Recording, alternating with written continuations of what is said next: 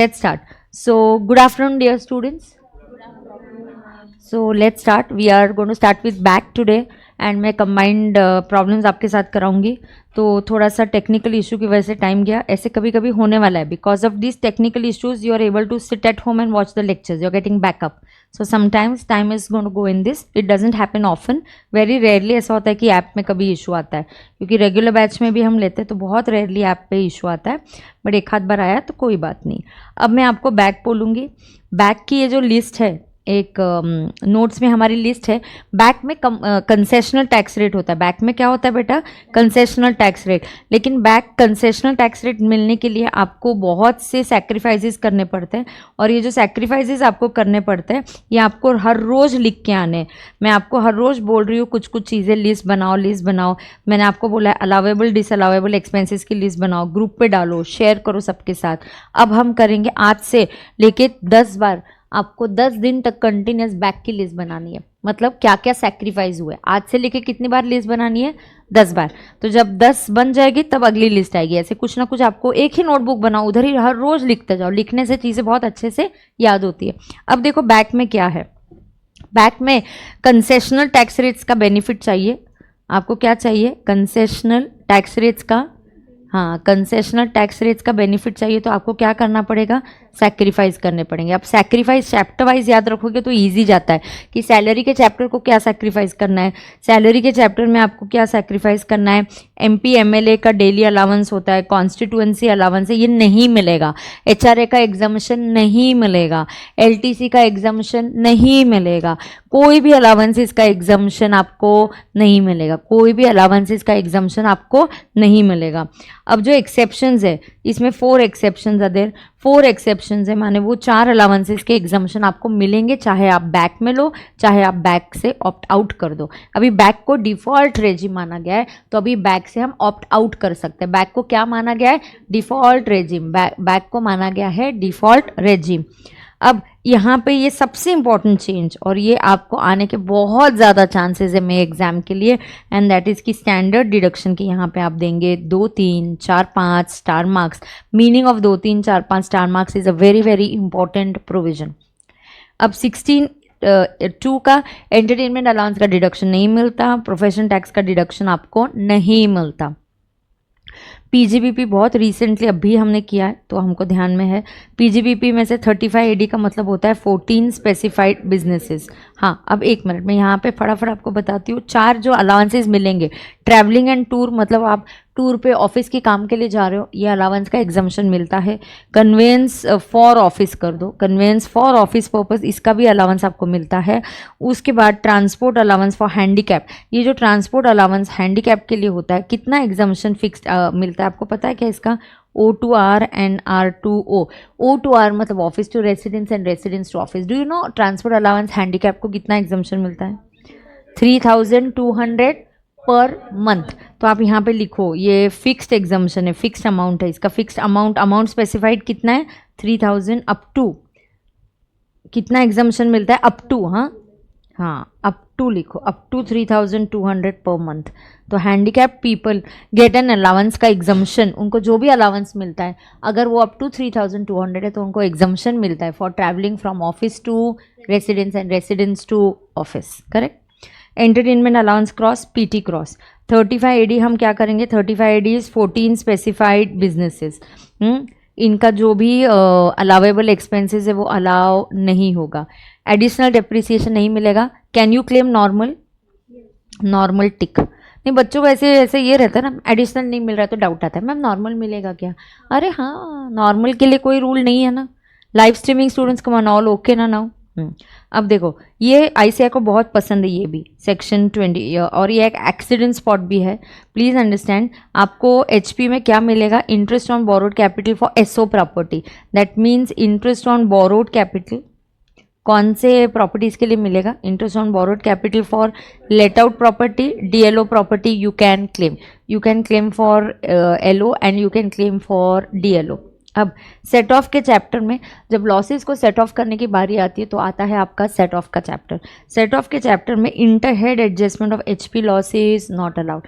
इंटरहेड adjustment of HP losses not allowed. समझ में आ रहा है क्या? इंटरहेड एडजस्टमेंट किसका नहीं मिलेगा? एचपी लॉस का नहीं मिलेगा। समझ में आ रहा है क्या सबको? Now loss arising due to above adjustment, हाँ, now loss arising due to above adjustment can not be set off, मतलब क्या, ऊपर के जो भी एडजस्टमेंट्स है, स्पेसिफाइड बिजनेस की वजह से लॉस आया, एडिशनल डेप्रिसिएशन की वजह से लॉस आया, तो ये जो लॉसेज है इसका सेट ऑफ करना अलाउड नहीं है। ठीक है, अब देखते हैं। हाँ, वो 2 लाख की लिमिट है बेटा, वो सही बोल रहा है। Interhead adjustment of HP loss can be done up to 2 lakhs। ये मैं आपको कहाँ सिखाऊंगी? In the chapter of set off सिखाऊंगी, सेट ऑफ के चैप्टर में सिखाऊंगी कि HP loss can be set off. Interhead adjustment के लिए हम कितना कर सकते हैं? 2 लाख। आप घबराओ मत कि ये क्या चल रहा है, समझ में नहीं आ रहा है। चैप्टर वाइज लर्न करने का टाइम चला गया अभी। आपके दिमाग को भी वो आदत लग गई है, सेट ऑफ खोला तो याद आता है, बट सेट ऑफ और क्लबिंग साथ में बोला तो कंफ्यूज हो जाते हैं, ब्लैंक हो जाते हैं। उसकी प्रैक्टिस चल रही है। This is the way to study.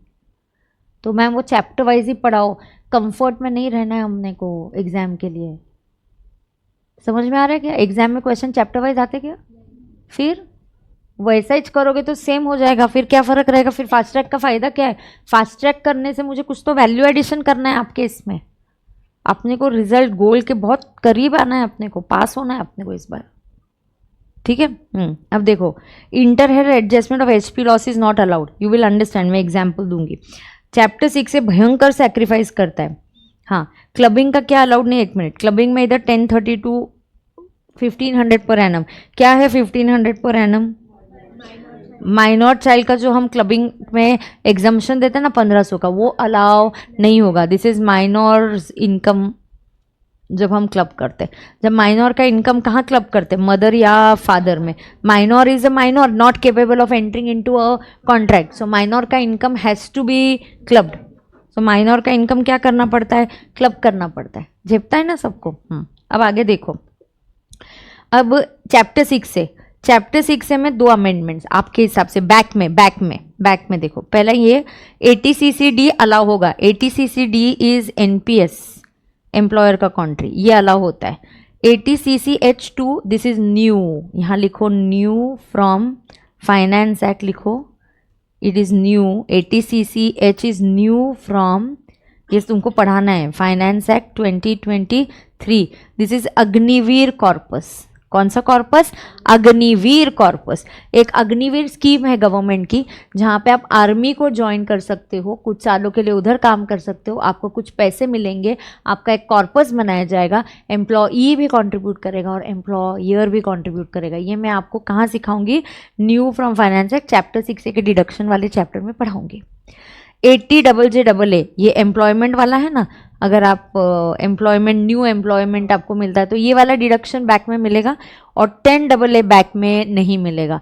तो सारे डिडक्शन सैक्रिफाइस होंगे। तो 80C मिलेगा क्या? नहीं मिलेगा। 80D मिलेगा क्या? नहीं मिलेगा। 80G मिलेगा क्या? नहीं मिलेगा। 3 ही डिडक्शन अलाउ होंगे। कौन से 3 डिडक्शन अलाउ होंगे? एक 80CCD2, वो भी 2 मतलब एम्प्लॉयर वाला। यहाँ ये ऐसे है ना, जहाँ एम्प्लॉय भी डाल रहा है, एम्प्लॉयर भी डाल रहा है, जो एम्प्लॉयर डाल रहा है उसका डिडक्शन मिलेगा, और जो एम्प्लॉई डाल रहा है उसका डिडक्शन नहीं मिलेगा। अग्निवीर कुछ नया है, मैं पढ़ाने वाली, पढ़ाया नहीं है मैम। वो अग्निवीर मतलब 3 डिडक्शंस मिलेंगे। चलो बोलो कौन से 3 डिडक्शन मिलेंगे? ATCCD2, ATCCH2। 2 क्यों बोला है? क्योंकि 1 is employee and subsection 2 is for employer, वो मिलेगा। और 80JJAA मिलेगा। 3 ही डिडक्शंस मिलेंगे। 10AA भी नहीं मिलेगा, SEZ वाला। What is 10AA? SEZ वाला, ये भी नहीं मिलेगा बेटा, नहीं मिलेगा। सारे डिडक्शंस नहीं मिलेंगे। ठीक है, चलो बिना देख के फटाफट मुझे बोलो बैक में क्या मिलेगा नहीं मिलेगा। 1 मिनट का टाइम है, फटाफट लिखो। All allowances cross, HRA cross, standard deduction tick मिलेगा। चलो बैक में चैप्टर वाइज लिखो। मैं आपको चैप्टर का नाम बोलती हूँ, आप बिना देख के लिखो, फटाफट करो, नोटबुक करो, जल्दी लो, ऐसे पढ़ते हैं, फटाफट करो। Back, sacrifices of back, sacrifices of back।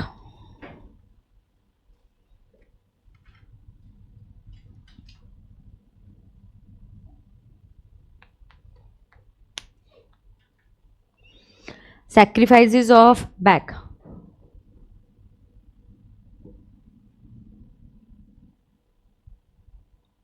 क्या सैक्रिफाइसेस है बैक का?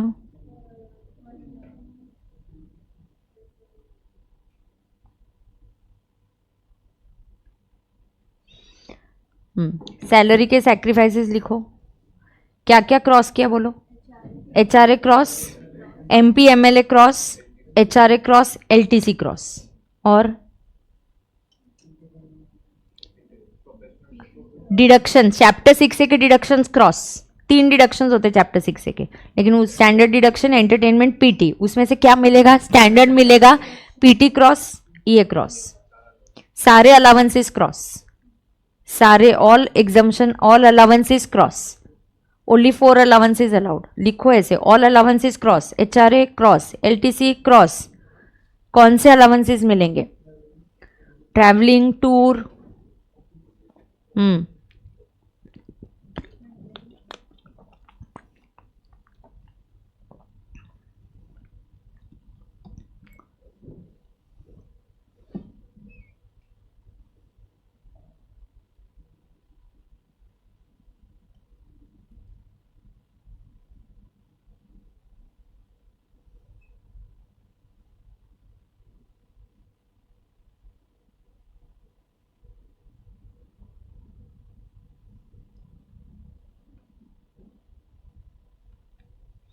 नेक्स्ट सैलरी के बाद लिखो PGBP।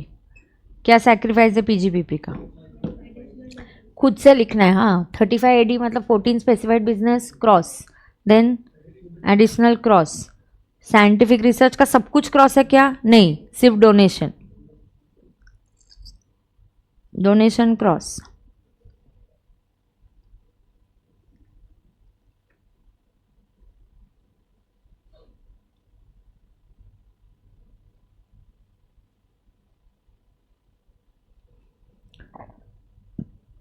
HP में क्या क्रॉस है?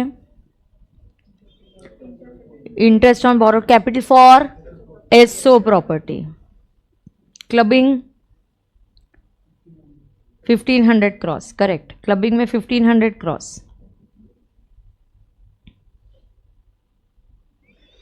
Set off interhead HP loss allowed इच नहीं है, नॉर्मली वो 2 लाख तक है, इधर तो अलाउड इच नहीं है।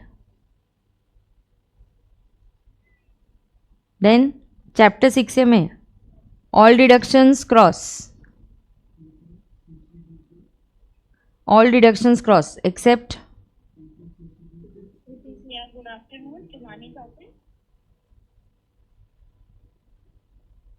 आज क्या डेट है? 23 है ना?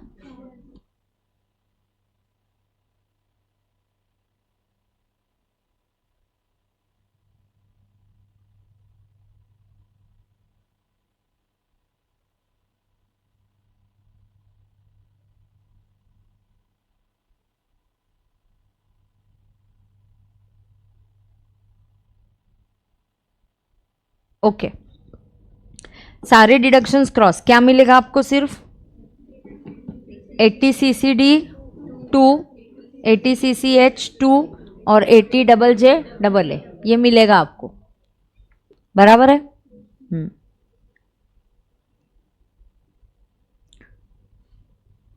एंड सारे डिडक्शंस क्रॉस, 10AA क्रॉस कर दो। डन है। कौन सा चैप्टर सैक्रिफाइस नहीं कर रहा कुछ भी? Capital gains. और क्या बचा? लगभग अदरवाइज सारे चैप्टर्स ने सैक्रिफाइस कर दिया, सिर्फ कैपिटल गेन्स ने कुछ सैक्रिफाइस नहीं किया। iOS में था एक सैक्रिफाइस, लेकिन अभी वो वाला हो गया। iOS में भी कुछ नहीं है सैक्रिफाइस। iOS में क्लबिंग का ही बोलते जनरली, वो 1032। और iOS में, हाँ iOS में भी कुछ सैक्रिफाइस नहीं है। डन। और कुछ भी देखो iOS में कुछ नहीं, और ऐसे ध्यान में आ गया सबको अभी? यस, ओके, ठीक है। अब मैं आपको बताती हूँ कैसे आपको एग्जाम में इसको कैसे करना है, ठीक है? अब मेरे एग्जाम्पल्स देखो। आप आइदर आप एक ही बुक डिसाइड करना एग्जाम के एक दिन कहाँ से पहले पढ़ने वाले हो, या सारा मार्किंग मेरे इस बुक में करना लक्ष्य में, या आपके जो एग्जिस्टिंग नोट्स में से आपको लग रहा है नहीं मुझे वही कंफर्टेबल है वहीं पे चाहिए, फिर रिस्पेक्टिव जगह पे अमेंडमेंट्स भी उधर ही नोट करो। अमेंडमेंट्स भी क्या करने का? अमेंडमेंट्स भी आपने उधर ही नोट करना चाहिए। अमेंडमेंट्स वहाँ पे नोट कर लो, सब कुछ इंस्ट्रक्शन स्टिकी नोट, फिर आधा इधर आधा उधर, ऐसा नहीं चाहिए। आज से एक बुक डिसाइड कर लो जहाँ से आप एग्जाम के एक दिन पहले पढ़ने वाले हो। आपको लग रहा है ma'am I am okay with this book क्योंकि मैं मार्किंग यहाँ पे कराऊंगी, तो आप इसी को स्टिक करो। देन फिर आपने आपके रेगुलर नोट्स में से कुछ लिखा होगा तो आप यहाँ पे नोटिंग करो। Fix only one book from today, don't create confusion, ये देखो उधर देखो, आधा अधूरा नहीं।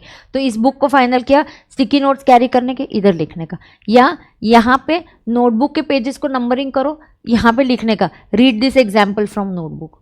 वेरी इंपॉर्टेंट फ्रॉम वेयर, नहीं तो वन डे बिफोर का प्लानिंग पूरा वेस्ट जाता है, फिर एग्जाम में रिजल्ट नहीं आता। ठीक है, तो आज से ही एक ही बुक रखो, स्टिकी नोट से उधर लिखते जाना, फिक्स करो ऐसा। अब देखो, अब आपको कैसे आएगा मैं आपको बताती हूँ। हाउस प्रॉपर्टी,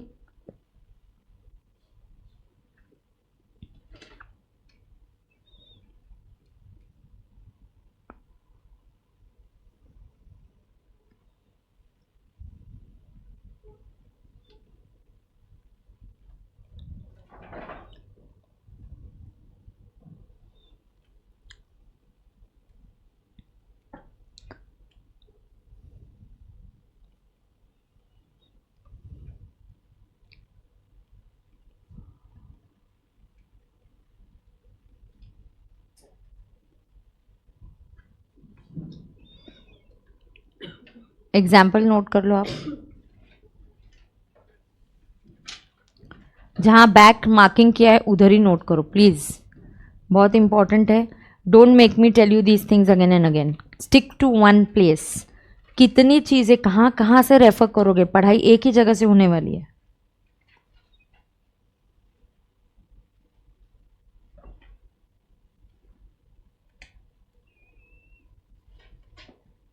कैजुअल इनकम का कुछ नहीं है बैक में लवीश।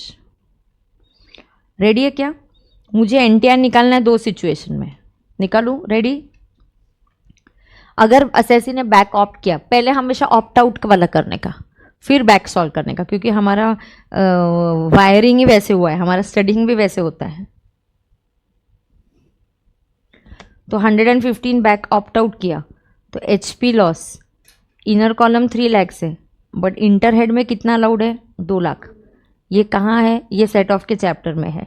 फिर पीजी, ये क्या होगा? बैलेंस जो लॉस है 1 लाख का, ये क्या होता है? Carry forward. इस एचपी के अगेंस्ट क्या सेट ऑफ होगा? पीजीबीपी। पीजीबीपी कितना? 5 लाख है। क्यों मैम, लॉस तो 3 लाख है, आप 2 लाख ही क्यों कर रहे हो? अरे बिकॉज एचपी सेट ऑफ के चैप्टर में रूल है ना, inter head adjustment is allowed only up to 2 lakhs. अच्छा, मुझे पता नहीं था, अब सिखा रही हूँ। हेडलाइन लिख दो नोटबुक में कहीं, तो इसको मार्क करके लिखो। आपकी नोटबुक में एक हेडलाइंस बनाते जाओ, हेडलाइंस कहीं पे भी आप पढ़ते जाने का रोज। हेडलाइन आपकी जो रेगुलर नोटबुक आप बना रहे हो मेरे साथ, वहाँ पे एक हेडलाइन लिख दो, inter head adjustment of HP is allowed only up to 2 lakhs. लिखो inter head adjustment of HP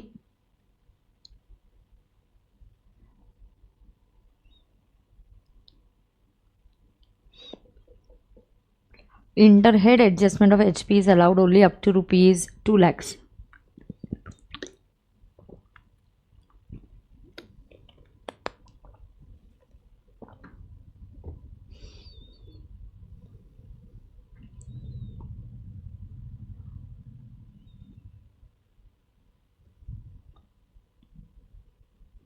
आ गया क्या?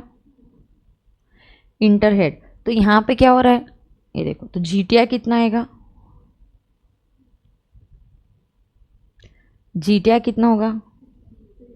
3 लैक्स। और फिर चैप्टर 6 से एटीसी कितना है? 1.5 लाख। तो आपका एनटीआई कितना होगा? फिर आप इस पे जो भी टैक्स के रूल्स अप्लाई करोगे वो नॉर्मल वाले करोगे, ऑप्शनल मेथड के, ऑप्शनल। आपने बैक ऑप्ट आउट किया, ठीक है। अगर मैंने बैक ले लिया, टैक्स के रेट्स कम पड़ेंगे, लेकिन अब क्या होगा?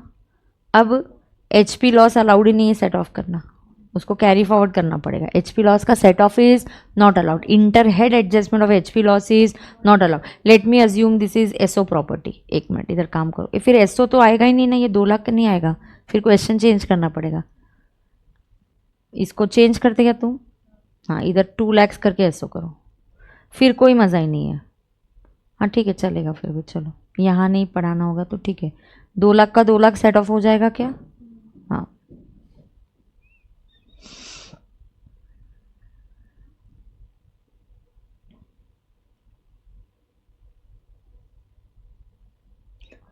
लिया क्या?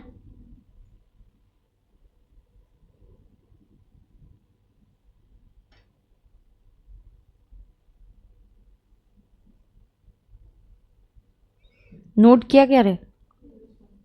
मैंने क्वेश्चन चेंज किया. SO can never have a negative loss more than 2 lakhs ना रे बाबा, मुझे एसओ लेना था अभी इसलिए. हाँ, अब बैक करते वक्त 2 प्रेजेंटेशन कर सकते हो. सुनो, एक एक करके हेड वाइज भी कर सकते हो. या तो आई कैन से एचपी का लॉस अलाउड नहीं है तो मैं डैश करूंगी.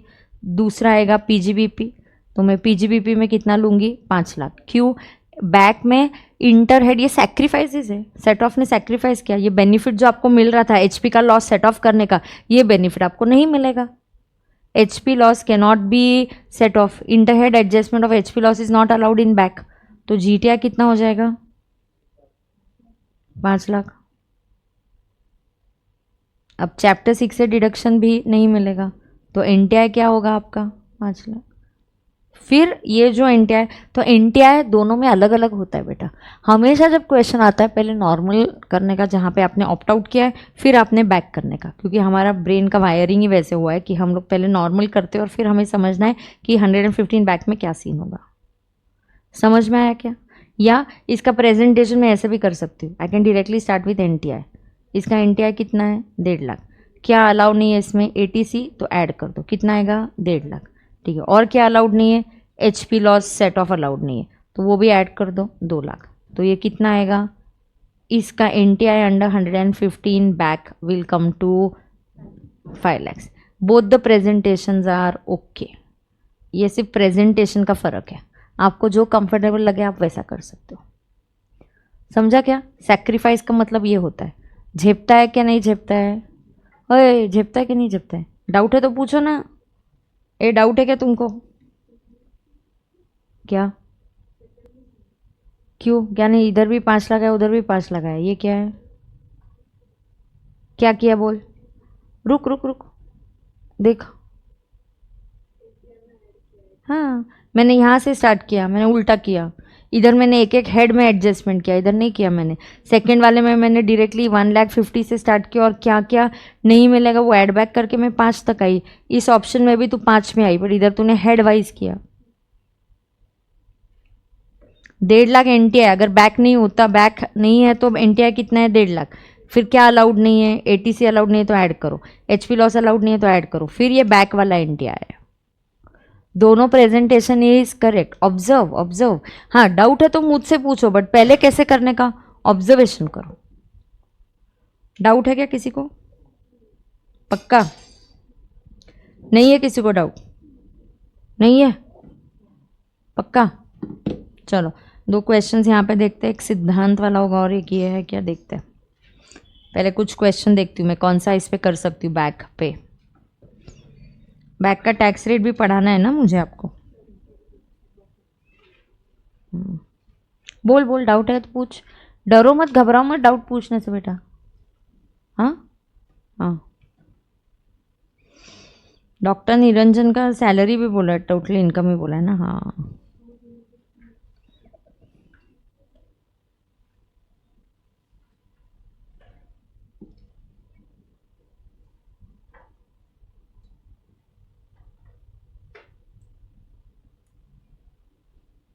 Okay.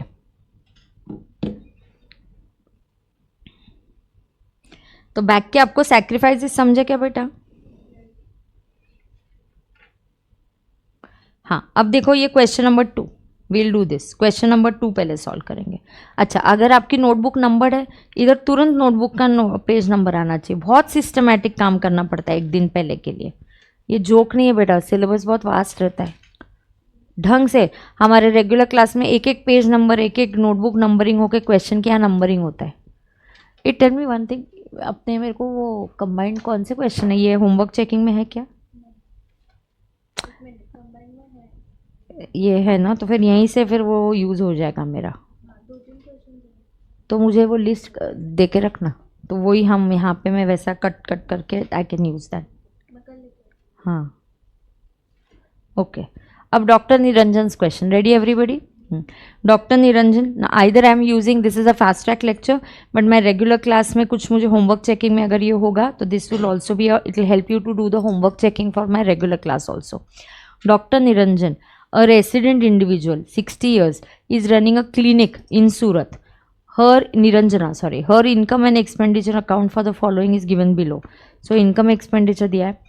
by consultation and medical charges 58,85,000, by income tax refund. ICAI loves this adjustment of income tax refund and the interest on that. ठीक है, ICAI को पसंद है. तो आप कहीं पे भी हेडलाइन में मैंने पहले भी लिखवाया है शायद आपसे, income tax refund is not a income but interest on income tax refund is taxable under IOS. आपके पास ये होना ही चाहिए. फिर आता है डिविडेंड. अब dividend from UTI, this is taxable under IOS. फिर डिविडेंड के बाद आता है विनिंग फ्रॉम गेम शोज का winning is also going under IOS. By rent, this rent of property होगा तो this is of course going to come under income from HP. अब debit side, only on debit side क्या, medicine consume, staff का salary, clinic consumable, rent paid, admin expenses, amount paid for scientific research association approved under section 35, and net profit. Net profit. अब net profit 4,40,400. Rent payable includes 30,000 paid by check towards rent for her residential house in Surat. Oh my God, घर का rent पे किया, ये personal हो गया ना, ये क्या हो गया, पर्सनल हो गया. This is personal. लेकिन अगर आप घर का रेंट पे करते हो, listen, but if you pay house rent and you don't own a house, लिखो, एंड इफ यू पे, ये हेडर फुटर में जगह है ना, थोड़ा उधर है ना, तो मेरे साथ लिखो जैसे मैं लिख रही हूँ. मैंने कैसे सूरत के बाजू में लिखा पर्सनल है, लिखो चलो. एग्जाम में यही तो करना होता है ना.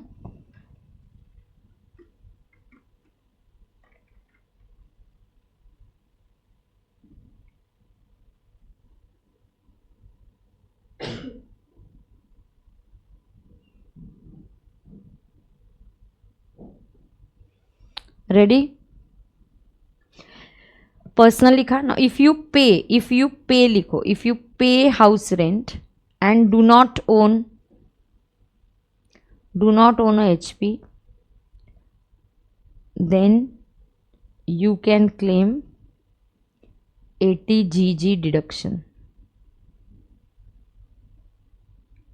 एंड इसका मेमोरी टेक्निक है, G is for giving, so we say giving घर का रेंट, तो हमने इसका मेमोरी टेक्निक क्या बनाया, जी वाली सीरीज क्या है, सारी गिविंग वाली सीरीज, तो GG इज गिविंग घर का रेंट. तो 80 GG क्या है, गिविंग घर का रेंट. आप क्या दे रहे हो, गिविंग घर का रेंट. झिपता है क्या,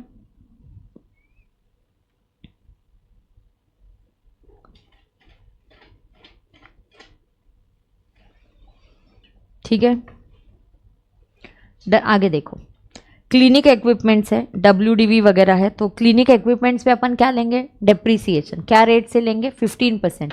प्लांट एंड मशीनरी पे रेट क्या है, 15%.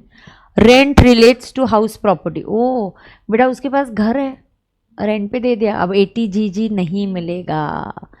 80 GG तभी मिलता है अगर आपके पास खुद का घर नहीं है और आप रेंटेड घर में रह रहे हो. 80 GG तब नहीं मिलेगा आपको. कब नहीं मिलेगा, आपका खुद का घर है, वो रेंट पे दे दिया और तुम रेंटेड घर में रह रहे हो, हो 80 GG नहीं मिलेगा. 80 GG तभी मिलेगा आपके पास जब घर ही नहीं है. इस केस में 80 GG नहीं मिलेगा क्योंकि दिया है rent relates to property in Surat. अच्छा, उस सूरत की प्रॉपर्टी का GAV 27, उसका म्यूनिसिपल टैक्स 2000 है जो आपने दिसंबर में पे किया, एंड ये एडमिन एक्सपेंसेस में इंक्लूड हो चुका है. She receive salary of 7500. ओ उसको सैलरी इनकम भी है, शी रिसीव सैलरी इनकम भी है. Doctor Niranjana availed a loan of 5,50,000 from a bank for higher studies for her daughter. She repaid principal of 1 lakh and interest thereon 55,000 during the year. Interest for education loan, E for education. Interest on education loan, you get 80 E deduction, and deduction is always only for the interest component. So please understand, आपको 80 E मिलेगा of 55,000. बच्चों की higher studies के लिए अगर आप loan लेते हो तो आपको मिलता है 80E का डिडक्शन. आपको मिलता है 80E का डिडक्शन. समझ में आया क्या?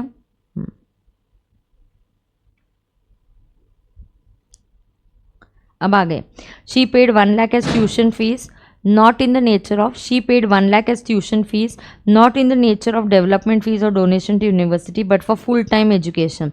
तो 1 lakh of tuition fees आप देते हो ना, ये 80C में जाता है. तो आप कहीं 80C की लिस्ट बना रहे हो लास्ट पेज पे, तो हमने कल लिखा था NSC PPF, उधर लिखो tuition fees for full time education. Tuition fees for full-time education of children is covered under 80C. Tuition fees for full-time education is covered under 80C.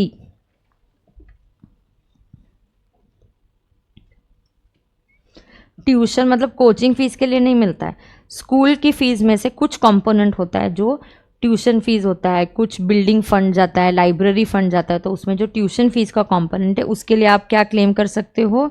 You can claim ATC and maximum 2 children. ये जो है you can claim it for maximum 2 children. So tuition fees ATC की list last page पे बन रही है आपकी. Yes, कुछ हटके कुछ आ गया तो हेडलाइंस में लिखेंगे. ओके, ये फिक्स्ड होना चाहिए आपका. आगे जाएंगे. सो ये ATC में जाएगा. आगे, an amount of 28,000 has been paid by check for her mediclaim insurance. ATD, D for doctor, D for doctor, medical insurance. ATD, D for doctor, mediclaim insurance gets covered under ATD deduction. From the above, compute the total income of Dr. Srimati Niranjana for AY 24-25. सिर्फ total income पूछा है. Under default tax regime, default मतलब back, and optional tax regime.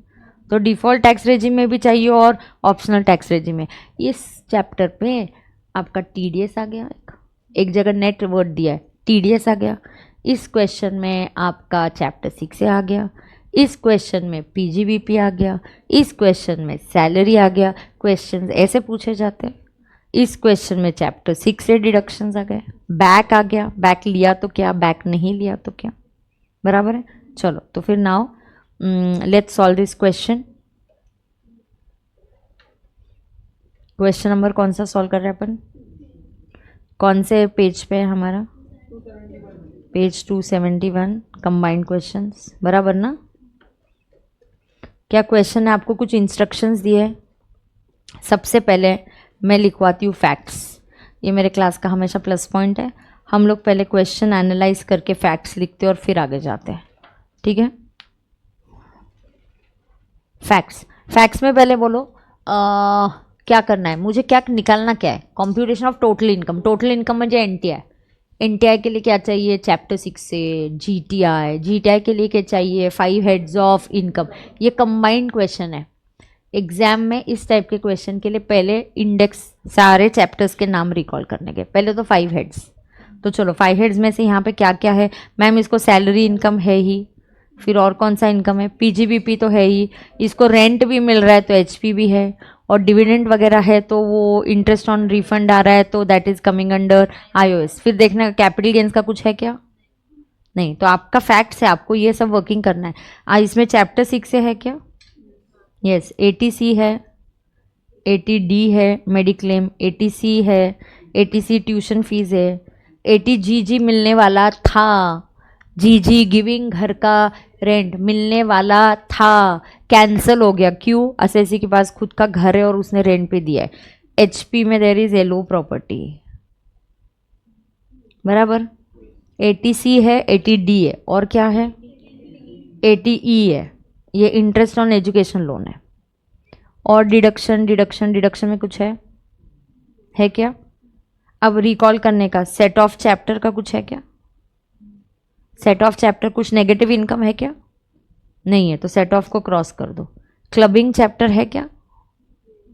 कोई agree income, residential? ये combined है. आपको brain को 2 minute देने पड़ेंगे ये सब पूछने के लिए सवाल. ये कुछ है क्या? यहाँ नहीं है.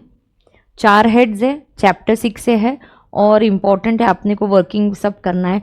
अंडर 115 बैक भी है, प्लस ऑप्शन दोनों और ऑप्ट आउट. आपको दोनों करना है और you have opted out of 115 back. तो आपको दोनों वर्किंग करने, मतलब आपको बैक के सैक्रिफाइसेस लिखने पड़ेंगे. Sacrifices of back. अब बैक क्या क्या सैक्रिफाइस कराएगा? ओहो, सैलरी में तो खूब सैक्रिफाइस कराएगा आपको। सैलरी में सारे अलाउंसेस क्रॉस, एचआरए क्रॉस, सबसे इम्पोर्टेंट चैप्टर 6 के डिडक्शंस।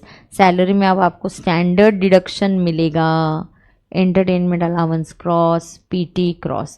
बाकी नहीं लिखेंगे क्योंकि है ही नहीं, पूछा ही नहीं है। जो दिख रहा है वही पूछेंगे, जो है क्वेश्चन में है वही लिखेंगे। सैलरी के सैक्रिफाइस और चैप्टर 6 के सैक्रिफाइस। चैप्टर 6 में क्या सैक्रिफाइस होगा? All deductions accept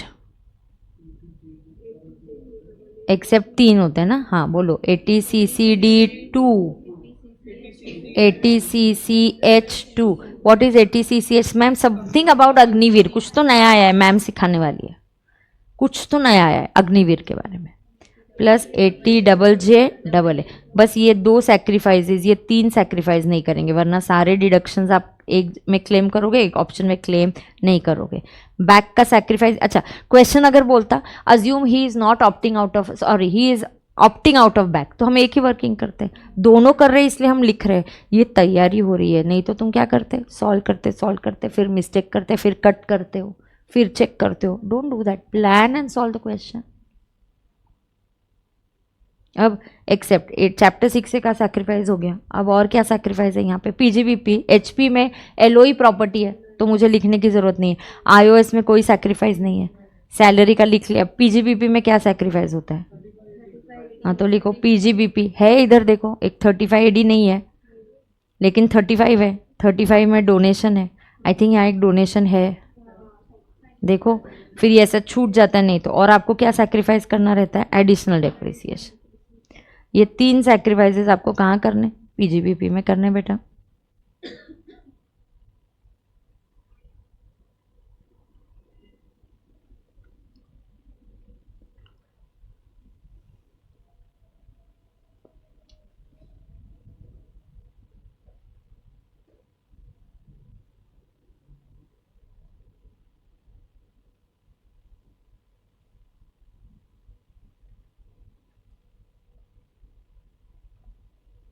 Are you all done?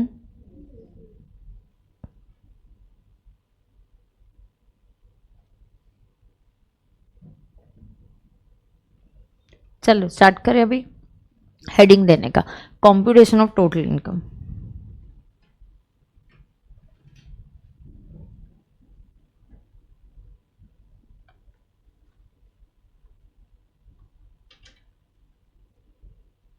पहला हम बोलेंगे ऑप्टिंग आउट ऑफ बैक। पहले हम क्या लिखेंगे?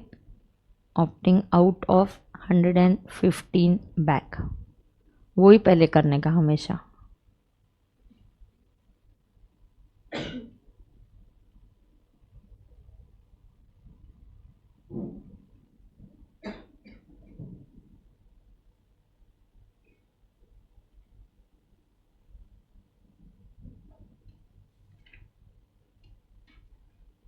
बराबर है क्या? रेडी है क्या? चलो पहले लिखो फर्स्ट, क्या क्या हेड्स ऑफ इनकम है हमने बोला है यहाँ पे? पीजीबीपी। पहले इनकम फ्रॉम सैलरी लिखो, उसके लिए नोट कर सकते हैं इधर ही। सैलरी में कुछ ज़्यादा है ही नहीं ना, इधर ही बनाते हैं फिर उसको। कितना सैलरी मिल रहा है उसको देखो, चेक करो। 7,500 पर मंथ, करेक्ट ना? तो salary 7,500 per month into 12, 90,000 minus standard deduction. Standard deduction कितना है? तो सैलरी कितना हो जाएगा? 40,000। Salary 1, Roman number 2, PGBP. क्या इनकम फ्रॉम एचपी लिखो, अभी एचपी लिख सकते हैं। इनकम फ्रॉम एचपी के लिए एक नोट कर सकते हैं, नोट 1। तीसरा लीव अ लाइन, देन लिखो पीजीबीपी। पीजीबीपी के लिए नोट 2 करेंगे। फिर और क्या है? आईओएस में बहुत है या इधर ही कर सकते हैं आईओएस? ठीक है, तो नोट करना है या इधर ही करना है? नोट 3।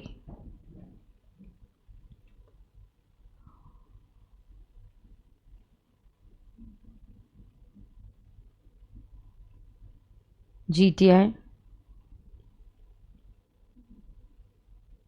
लेस चैप्टर 6 से काफ़ी डिडक्शंस दिख रहे हैं, हमने अभी फैक्ट्स लिखे ना, तो leave 4-5 lines, come up to NTI। Tax नहीं पूछा है हमसे,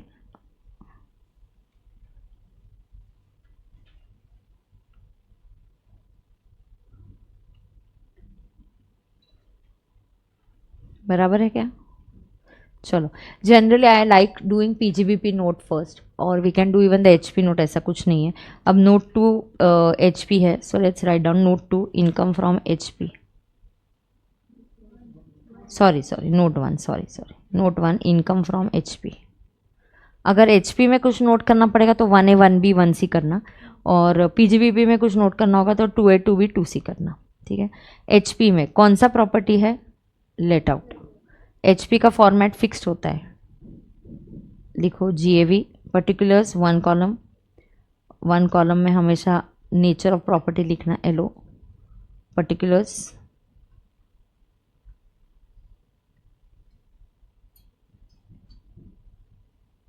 देख लो सही आ रहा है क्या? देखो देखो जल्दी देखो, क्या किसी को कोई प्रॉब्लम है?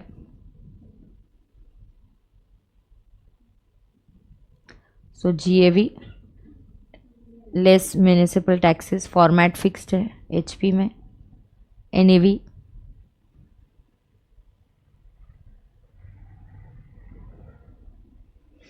बुक्स हो जाएंगी डिलीवर।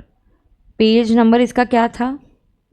271। हाँ, बुक्स अभी इन ट्रांजिट है बेटा, डिस्पैच हो चुकी है। आपको कब मिली बुक्स बेटा फेस टू फेस वालों को? हाँ, तो कल ही डिस्पैच हो गया, तुरंत हमने फास्ट ट्रैक का भी डिस्पैच करवा दिया है। NAV less deductions under section 24 होता है।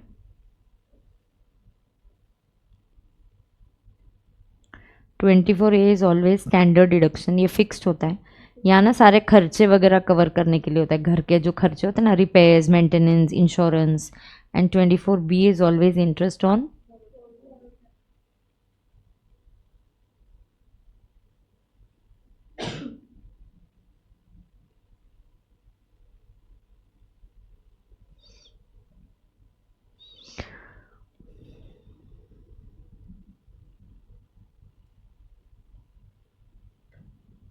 GAV कितना है?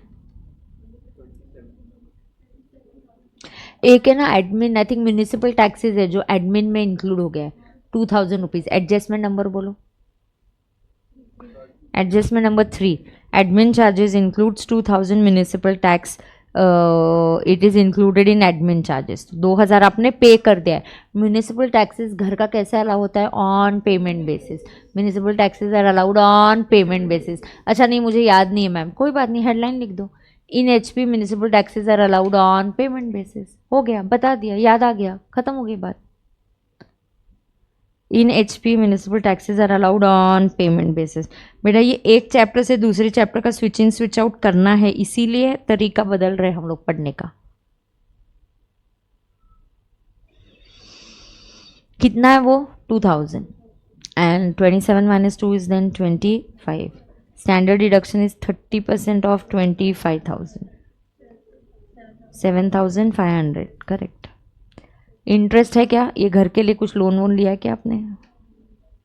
चेक करो चेक करो, is there any data given about interest?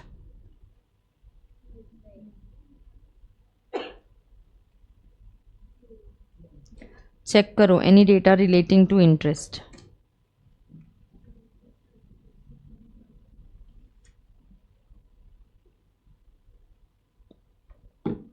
नहीं है तो HP इनकम कितना हो गया? 17,500। अभी done, salary done, HP done. Now let's do PGBP and IOS। Correct है, पहले PGBP करते हैं, बराबर है। PGBP में क्या सिखाया मैंने आपको? डेबिट साइड NP, फिर डेबिट साइड, फिर क्रेडिट साइड, फिर एडजस्टमेंट्स। कल हमने एक क्वेश्चन किया था PGBP में, बराबर है कि नहीं? हाँ, तो अभी यहाँ पे PGBP का नोट चालू करते हैं। इनकम फ्रॉम HP सब्स्टिट्यूट कर दो ऊपर, 17,500। अब मुझे पीजीपीपी करना है, करेक्ट है?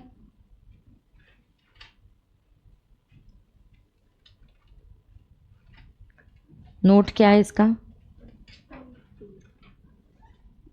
पर्टिकुलर्स, अमाउंट रुपीस, 2 कॉलम्स करो।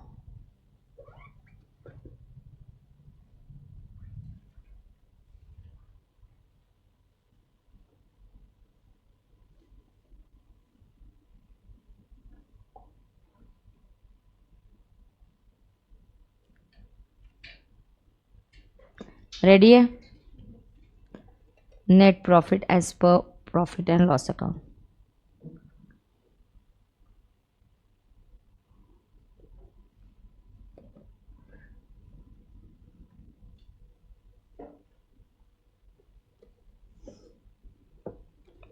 $271 है ना रे?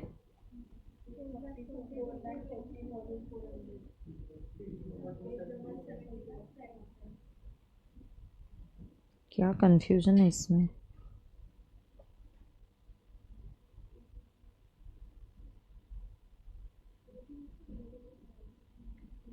क्या हो गया रे?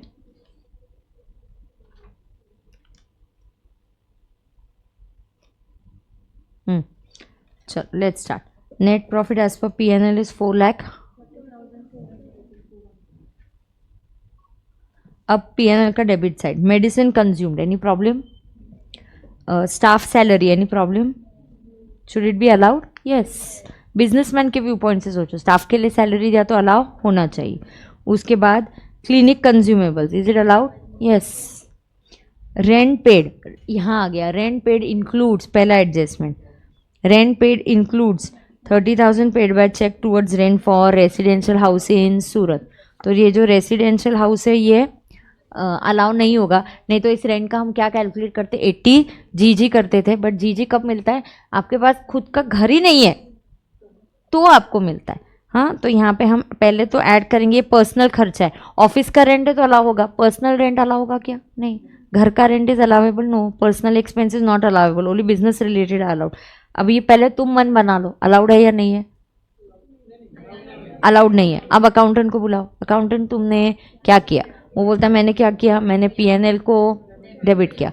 डेबिट करने की वजह से प्रॉफिट गलती से कम हो गया, रेक्टिफाई करने के लिए ऐड करो। तो अपने को क्या ऐड करना पड़ेगा? First, rent for residence not allowed being personal.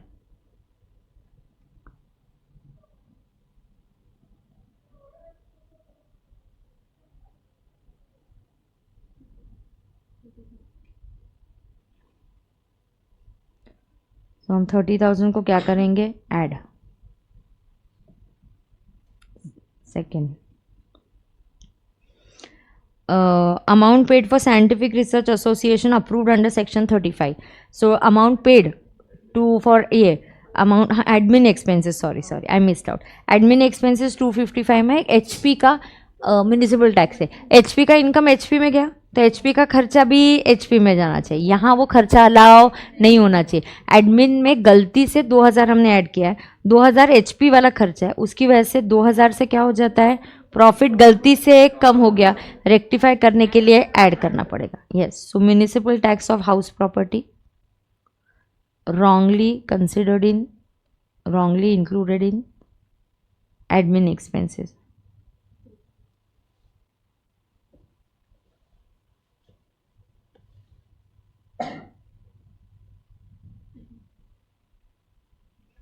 Not allowable, ये नहीं अलाउेबल है। Matching principal, 5 heads time pass के लिए नहीं बनाए, जहाँ इनकम जाएगा उसके पीछे पीछे उसका खर्चा भी जाएगा। यस। तो ये कितना है बेटा? 2000।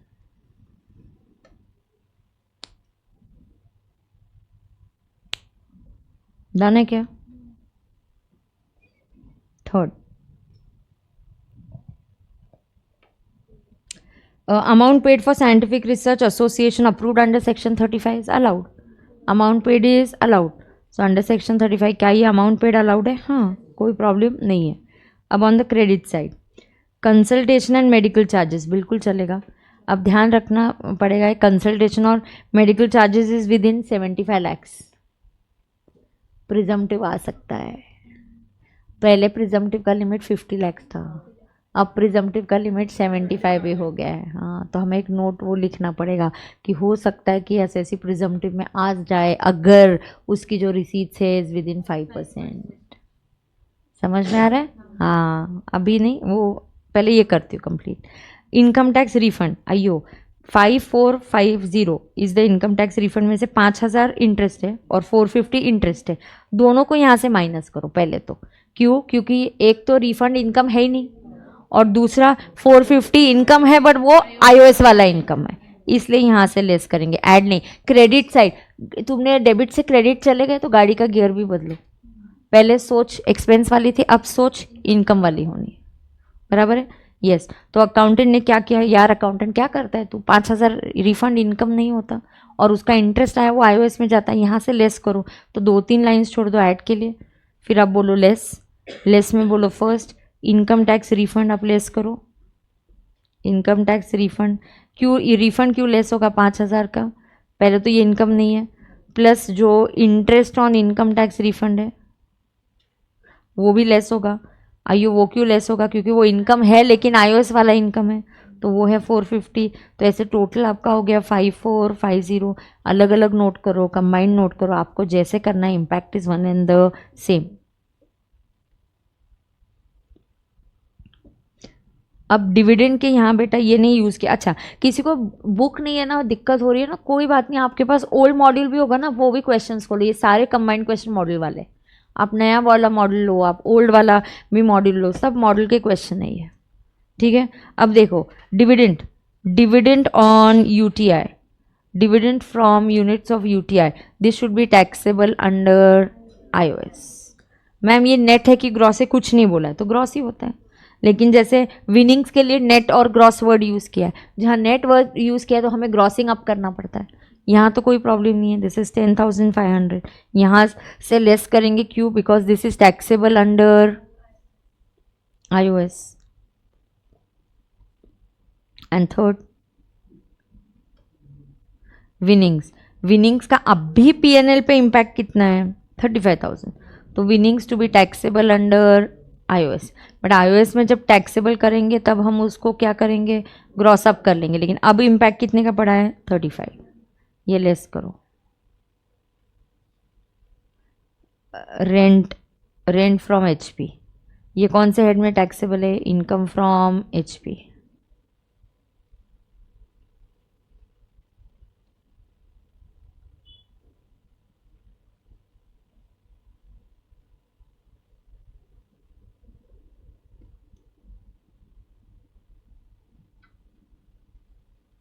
तो क्या है ये?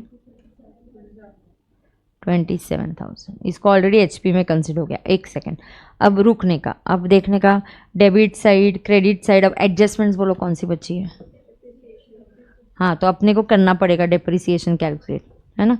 We will have to calculate depreciation. 1 second, I just take this call.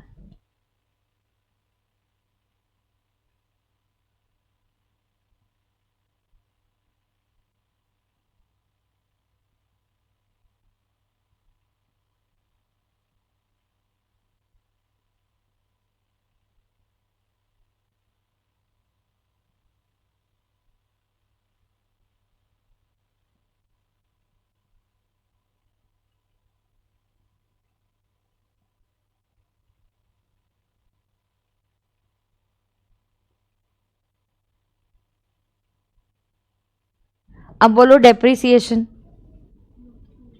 किधर गया मेरा? कौन झगड़ा कर रहा है? चलो डेप्रिसिएशन बोलो। डेप्रिसिएशन का वर्किंग करेंगे। अब डेप्रिसिएशन 2 लाइंस छोड़ दो, यहाँ लिखो डेप्रिसिएशन। अब depreciation on clinic, opening WDV कितना है? इक्विपमेंट्स, पहले ओपनिंग पे डायरेक्टली आप निकाल सकते हो या तो ऐड करो, कैसे भी करो। तो ओपनिंग डब्ल्यूडीवी जो है 5 लाख, उस पर आपको कितना मिलेगा? 15%। तो 5 लाख का 15% इज 75। एंड एडिशंस, एडिशंस कब हुए? 8 दिसंबर में हुए। Acquired by cheque, oh my god, acquired by cheque, मैं उधर एक एडजस्टमेंट डाल दूं। 2 लाख का addition, however 20,000 was paid in cash, तो 2 लाख में से फिर 20,000 पे डेप्रिसिएशन नहीं मिलता। 10,000 के ऊपर ये चेक से क्यों दिया है? क्योंकि एक प्रोविजन मैंने पढ़ा है आपको फिक्स एसेट्स में कि अगर आप 10,000 के ऊपर क्या करते हो, कैश में लेते हो, तो फिर आपको नहीं मिलेगा। बराबर है ना? हाँ, तो यहाँ पे क्या हो रहा है, WDV 5 lakhs इंटू 15% 75,000 एडिशन हो रहा है। कितना एडिशन हो रहा है यहाँ पे? एडिशन कितना हुआ? 2 लाख। ओहो, ये 2 लाख चेक से दिया, इसको एस्ट्रिक मार्क है। This is put to use for less than 180 days. तो 2 lakhs पे 7.5%, हाउ मच इज दैट? हाँ, देखो 15,000। टोटल कितना आया? 90,000। तो डेप्रिसिएशन कहीं पीएनएल में दिख रहा है क्या? तो कर दो, लेस करो। पीएनएल में अकाउंटेंट ने किया ही नहीं, आप लेस कर दो। डेप्रिसिएशन ऑन इक्विपमेंट्स, एंड उसका नोट है, हमने बनाया रेफर नोट 2A 790,000। लेस करना है, खर्चा है। अकाउंटेंट रिकॉर्ड करना भूल गया, आप रिकॉर्ड करो। बॉस क्या है ये? खर्चा। अकाउंटेंट रिकॉर्ड करना भूल गया। आगे जाओ। Adjustment number 2/3/4 he has taken a loan for daughter, वो 80E में जाएगा, यहाँ नहीं आएगा। ट्यूशन फीस 80C में जाएगा, मेडिक्लेम 80D में आएगा। तो ये सब कंप्लीट हो गया हमारा, एडजस्टमेंट सारे हो गए। पहले PGBP कंप्यूट करो। चलो, ऐड की टोटल, लेस की टोटल ले लो। ये 32,000 और लेस की टोटल, लेस की टोटल बोलो ना मुझे। 167,950। देफो PGBP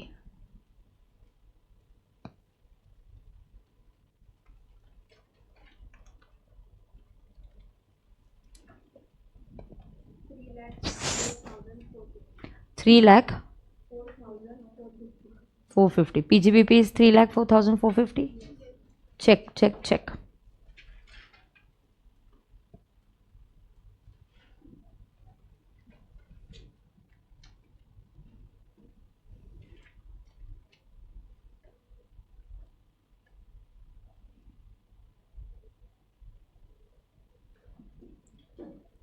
डन है? ओए डन है क्या? 3,04,450। चलो इधर लिखो।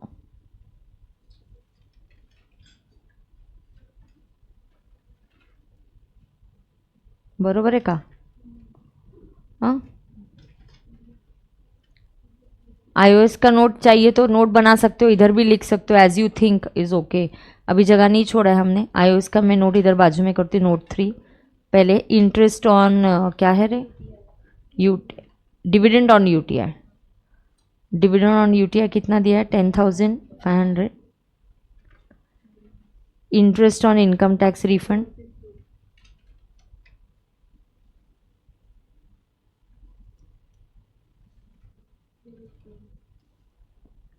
फिर विनिंग्स को नेट करना है बेटा please. Winnings is net given, always gross amount is charge to tax, always gross amount is charge to tax. Headline लिख दो। ग्रॉस अमाउंट का मतलब होता है net plus TDS। Always gross amount is charge to tax. What is the meaning of gross amount? Net plus TDS। तो अभी winnings कितना दिया आपको? 45,000 है ना? 45 है क्या? 35। So 35 divided by 70%. So 50. Always gross amount is charged to tax. So what is this? 60,950. हाँ, 60,950. झेपता है कि नहीं झेपता है? Take the GTI now. 4,01,950. Correct है?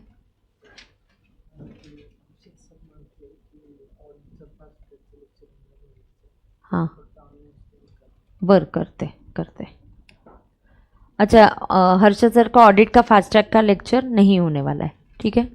अगर आप में से कोई है तो। सो हर्षद सर की आज ऑडिट की फास्ट ट्रैक की क्लास नहीं है, नहीं है. Harshad sir's audit fast track class is not there. Okay. So 4,01,950 correct है क्या? आगे जाएंगे.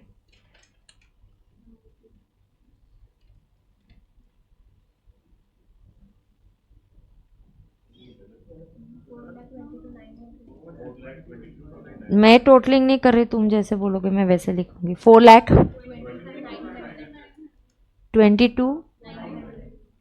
4,22,900 क्या? का ग कैलकुलेशन का चुक होते 900. Okay. 4,22,900. I you okay? A okay क्या? हाँ. अब चैप्टर 6 एक चेक करूँ क्या? ATC tuition fees.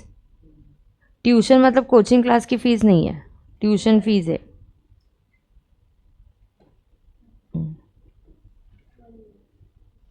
इफ सब जगह पे चैटिंग मत करो रे.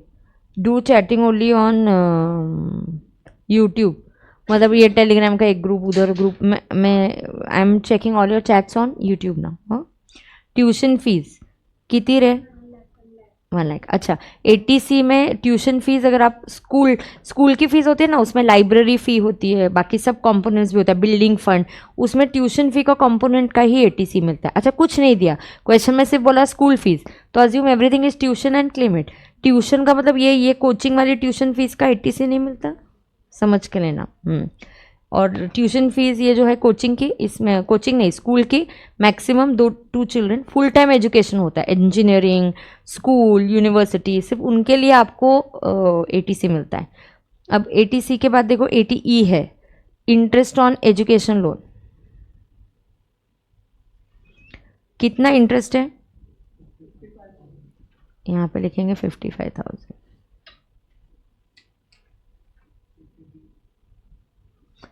और फिर आपको है ATD मेडिक्लेम. कितना प्रीमियम पे किया? 28. ये डॉक्टर निरंजन की एज क्या है? इजी 60. यस. तो प्रीमियम कितना है बोलो ATD का? ये प्रीमियम कितना पे कर रहा है ये? हाँ, तो 28 का प्रीमियम और 50,000 की limit, whichever is lower. Senior citizen के लिए 50,000 होता है, so 28,000. I tell you, wait. हाँ, मैं लिखवाती हूँ, नॉर्मल सब लिखवा के देती हूँ, रुको. तो NTI बोलो कितना आ रहा है?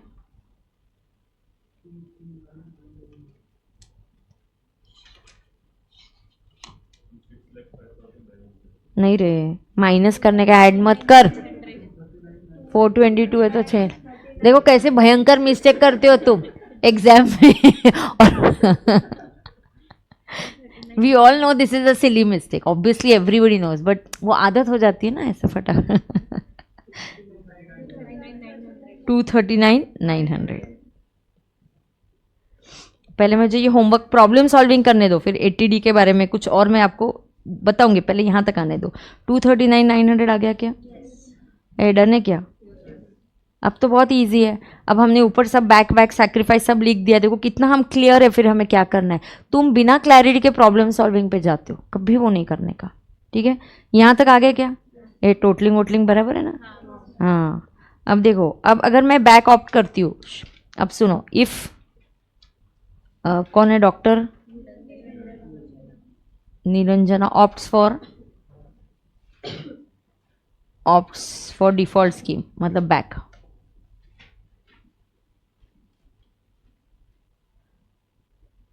Default scheme means you opt for 115 back. Please note all the fast track students, Harshad sir की ऑडिट की क्लास नहीं है आज. तो अगर आप 115 बैक ऑप्ट करते हो, क्यों ऑप्ट करते हो 115 back? Ma'am TDS on winnings उसमें दिया हुआ है, तब भी 70% ऐड करेंगे. TDS की अमाउंट दी है क्या? 15,000. हाँ, तो फिर नहीं, तो फिर आप 35 + 15 भी कर सकते हो. बिल्कुल, मेरी वर्किंग ज़रूरी नहीं, बट वैसे ही होता है, उतना ही कट होता है. TDS का रेट भी 30% ही है, तो it will come and the same. ये TDS की अमाउंट है, ये नेट है. हमेशा gross amount is charge to tax. फिर ये नहीं ऐसा किया तो भी चलेगा, बट जनरली TDS का रेट भी 30% है. ओके.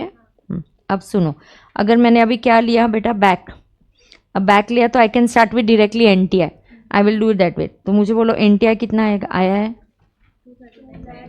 239,900। अब इसमें सैक्रिफाइसेस किसके, पहले चैप्टर 6 से सैक्रिफाइस कर दो, अलाउड ही नहीं है तो ऐड कर दो। ऐड 80C 1,00,000, ऐड 80D आपको कितना मिला 28,000। 80E भी अलाउड नहीं है, कुछ भी अलाउड नहीं है, 3 ही डिडक्शन अलाउड है बैक में। बोलो कितने डिडक्शन अलाउड है बैक में, 3, लर्न कर लो मेरे साथ। 80CCD2, 80CCH2, 80JJ, बस। तो 80E भी अलाउड नहीं है। ई कितना था 55। अब पीजीबीपी सैलरी का कोई सैक्रिफाइस नहीं है, सैलरी में अब तो स्टैंडर्ड डिडक्शन भी अलाउड है, सैलरी एज इट इज रहेगा, पीजीबीपी का सैक्रिफाइस करना पड़ेगा। एक जो हमने 35 में 1.5 लाख का अलाउ किया ना, 1.5 लाख पीएनएल में देखो 1.5 लाख, अब वो सेक्शन 35 यहाँ पे अलाउड नहीं है। तो add donation for scientific research,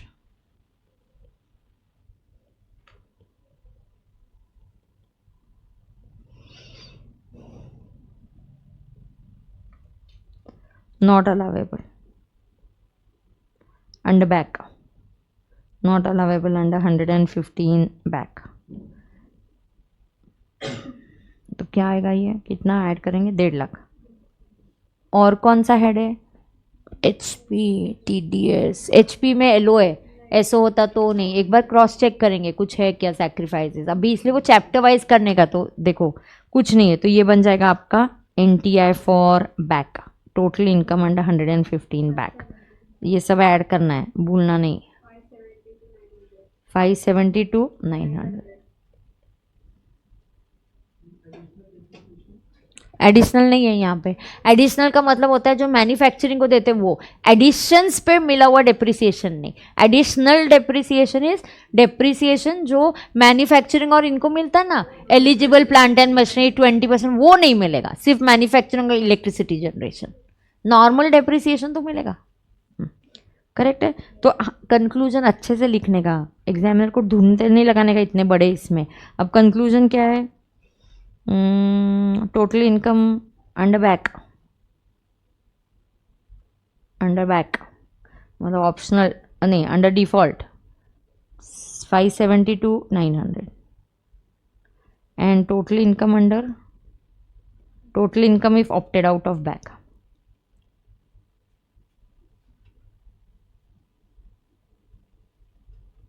किती रे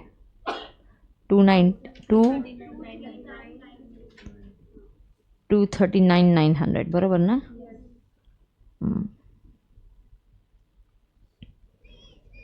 कुछ नोट्स आपके लिए अभी है या एग्जाम के लिए भी आप लिख सकते हो। यहाँ तक आ गए क्या,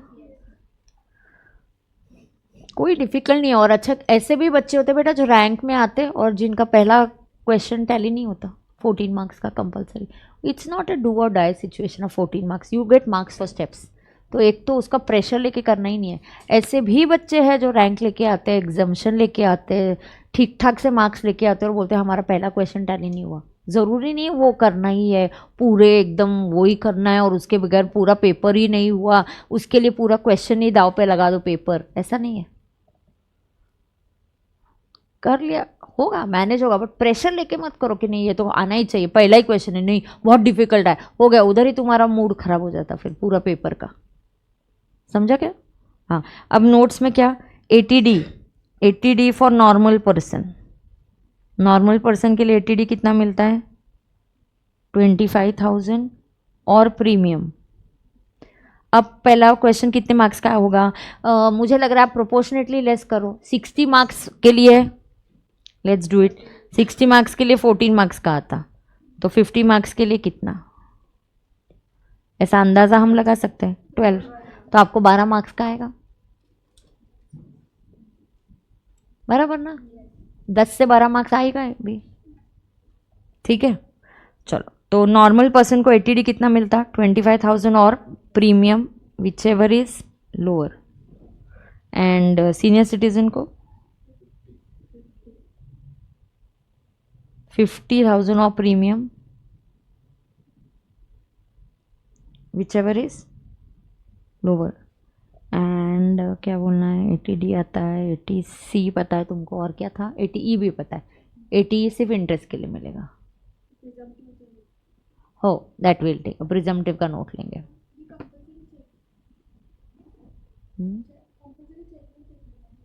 कौन सा? हाँ, जब वो आऊँगी उधर पढ़ाऊँगी ना तुमको। हाँ, अब सुनो, और ऐसे डाउट आया तो केवाइन करने का, नोट्स देख देगा, तुमको ऐसे कुछ एडिशनल आ रहा है देख लेने का, ठीक है ना। अब सुन लो, यहाँ पे मैं क्या पढ़ा रही, हाँ, अब यहाँ पे क्योंकि अमेंडमेंट हुआ है और मॉड्यूल के नए इसमें क्वेश्चन नहीं बदला। अगर यहाँ पे आपको एक चीज़ याद रखनी है, इसकी जो प्रोफेशनल रिसीट्स है ना, इसकी जो प्रोफेशनल रिसीट्स है, कितना प्रोफेशनल रिसीट्स है, 5850। Now you can say if ये श्योर नहीं है, क्यों, क्योंकि एडिशनल 75 लैक्स का भी प्रिजम्पटिव का लिमिट कब बना प्रोफेशनल्स के लिए, अगर उनकी total receipts, cash receipts are within 5% of total receipts. So if the cash receipts are within 5%,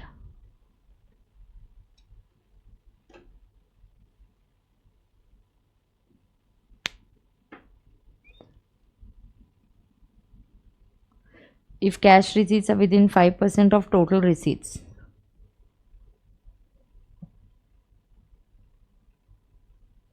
then up to 45 lakhs, up to 75 lakhs, assessee will get covered under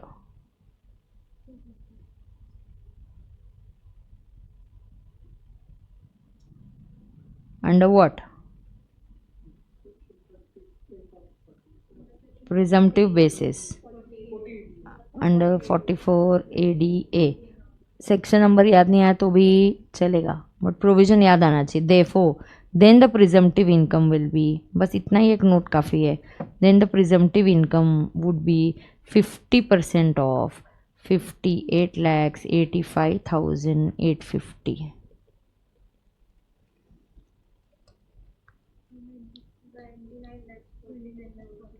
29 lakhs, ये सिर्फ business से, professional से। श्रुति पूछती है ma'am why house property installment not included, where it is not included. हाँ, house property installment है क्या, loan है क्या, नहीं है। श्रुति लोन नहीं है तो कहाँ इंक्लूड करूँ, एटीसी में आता है एचपी का रीपेमेंट, लेकिन नहीं है ना लोन, तो कहाँ इंक्लूड करूँगी। श्रुति क्या रे, श्रुति नहीं, श्रुति, अच्छा डन है क्या, किसी को कोई प्रॉब्लम है क्या, अप्रोच समझा क्या कंबाइंड क्वेश्चन का कैसा होना चाहिए। हाँ,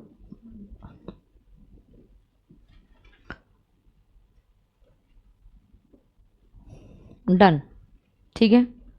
चलो पीजीबीपी में ओपन करो, कुछ क्वेश्चंस वहां से करेंगे। यहाँ पे कुछ है क्या कंबाइंड में, देखती हूँ। और क्वेश्चन 2 हो गया, क्वेश्चन 1 हो गया ना, सिद्धांत वाला क्वेश्चन इस पे बेस्ड है, सैलरी पे, वो करना पड़ेगा। ये iOS बेस्ड है। हाँ, रिसीट पेमेंट वाला एक क्वेश्चन है राजीव। आप क्वेश्चन नंबर कौन सा करोगे, क्वेश्चन नंबर 5 हम होमवर्क के लिए करेंगे। बोलती हूँ ना, रुको ना, रुको। क्या पीएन ऐड कुछ रह गया क्या, बोल।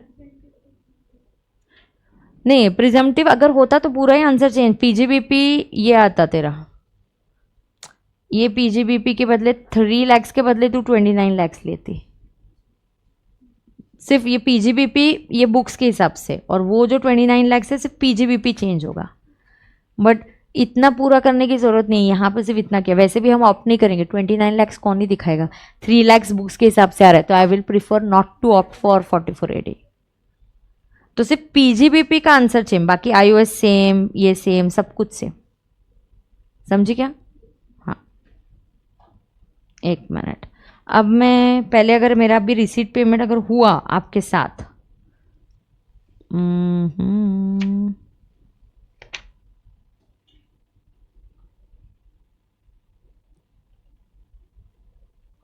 नहीं तो दूसरा देती हूँ, एक मिनट रुको। हाँ, ये तो तुम कर ही सकते हो।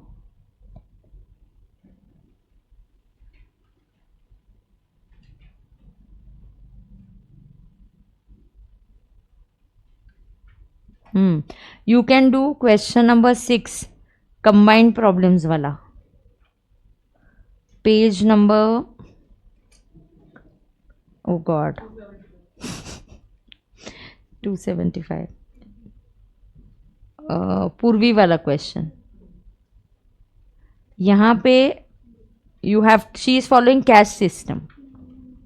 लिखो क्या फॉलो कर रही है, कैश सिस्टम। ये बहुत इंपॉर्टेंट है। कैश सिस्टम में क्या होता है, income will be recorded on receipt basis, expenses will be recorded only if they are paid. So Purvi वाला क्वेश्चन है, आपको इनकम एक्सपेंडिचर दिया है and you have to compute her income. You find out her income under both the methods. Total income निकालो homework के लिए। One, she has opted out of back and she has opted for back.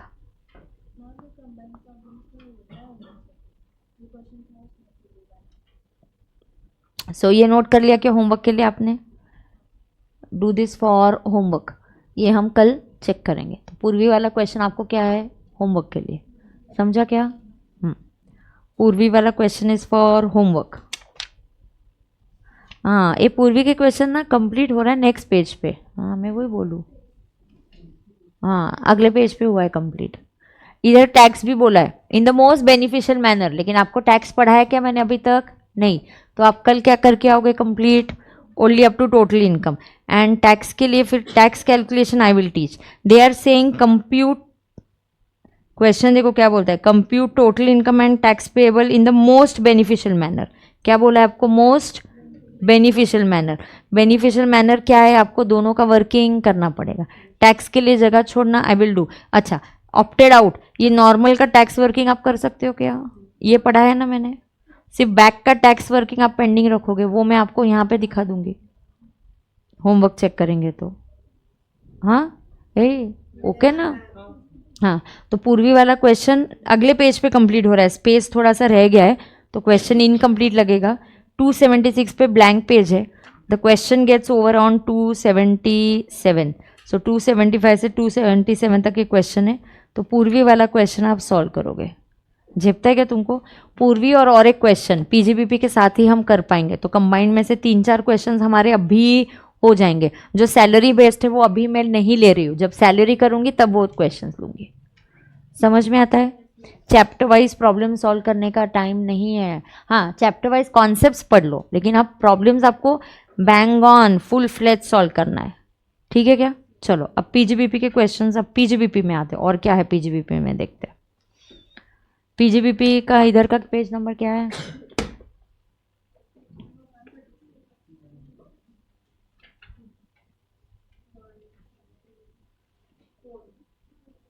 आ गया इधर। तो इधर का हमारा एक क्वेश्चन हो गया था, क्वेश्चन नंबर 3 हो गया है।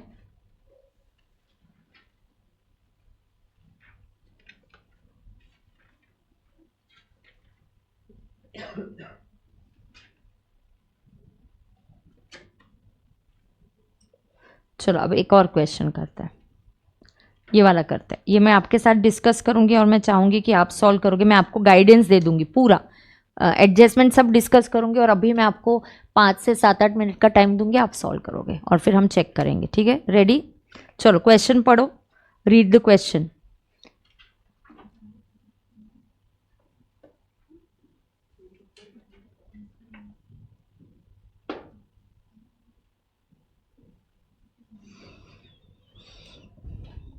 नो प्रथम, ये वाला ट्रांसपोर्ट अलाउंस अवेलेबल नहीं है, ये बैक में अलाउड नहीं है प्रथम।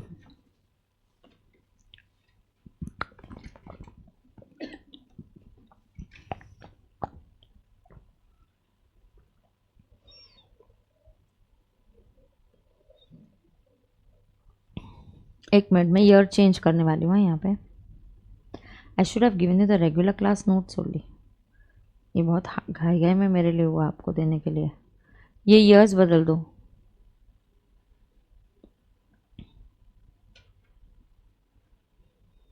चेंज किया क्या? कस्टमाइज ओके, सब ओके, ठीक है ठीक है। चेंज किया,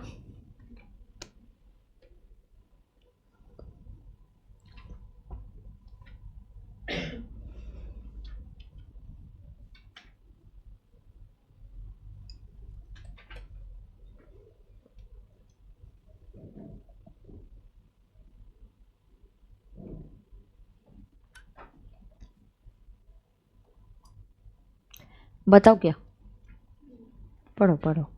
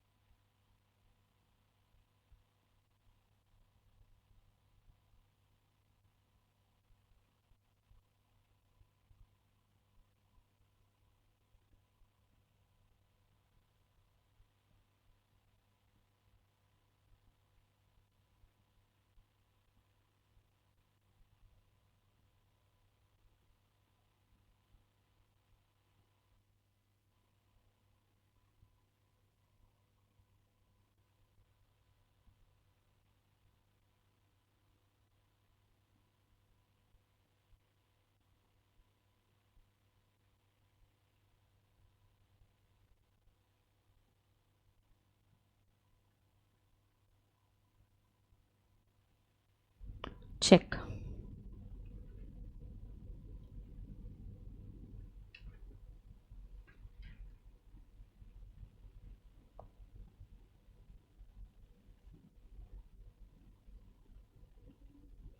करूँ चेक, मतलब डिस्कस करूँ, रेडी है? क्या अलग है इस क्वेश्चन में? मैम आपने तो बोला था नेट प्रॉफिट से स्टार्ट करना है, नेट प्रॉफिट है ही नहीं, अकाउंटेंट ने पीएनएल बनाया नहीं है, आपको रिसीट पेमेंट आया। ये तीसरे टाइप का पीजीपीपी का क्वेश्चन है।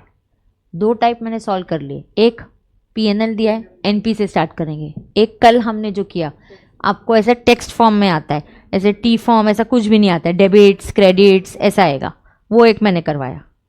और ये तीसरा टाइप जहाँ क्या आता है, रिसीट एंड पेमेंट। हर एक या दूसरे अटेम्प्ट में, ऑल्टरनेट अटेम्प्ट, 2-3 अटेम्प्ट के बाद एक क्वेश्चन रिसीट पेमेंट का आता है, एक क्वेश्चन किसका आता है, रिसीट पेमेंट का आता है, बराबर। अब आपको पीएनएल बनाना है। आपको याद है 11th-12th में जब आपको रिसीट पेमेंट दिया जाता, आप उसमें से बैलेंस शीट और इनकम एक्सपेंडिचर या पीएनएल बनाते, तो आपको बताया जाता every adjustment will have one effect, either वो पीएनएल में जाएगा या वो बैलेंस शीट में जाएगा। बिल्कुल सही। अगर आप देखोगे यहाँ पे receipt side, balance brought forward, ये ट्रायल बैलेंस पे जाता है, cash and bank balance income में नहीं आएगा। ये फीस रिसीव हुआ क्लाइंट से,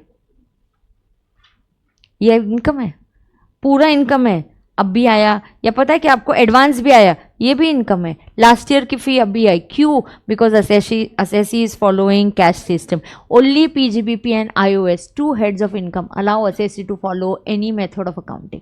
हेडलाइन लिख सकते हो, ओनली कौन से, और ये हेडलाइंस बीच बीच में पढ़ते रहने का। Only PGBP and IOS allow assessee to follow any method of accounting. Only PGBP and iOS allow assessee to follow any method of accounting.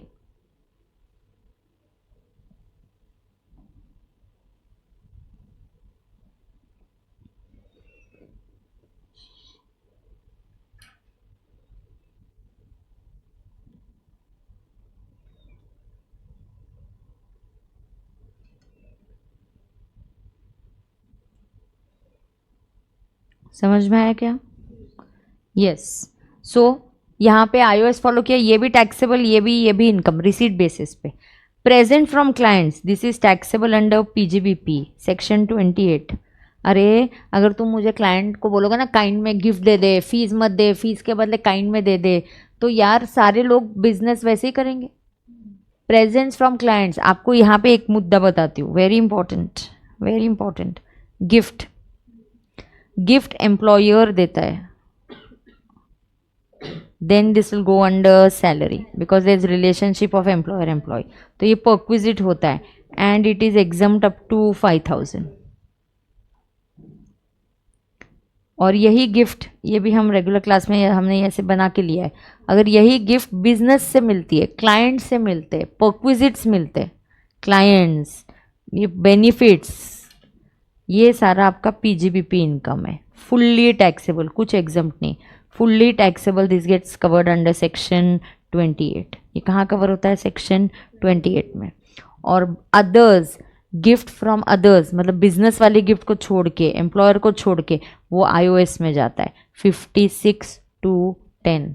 और आईओएस में it is exempt up to 50,000. बराबर ना?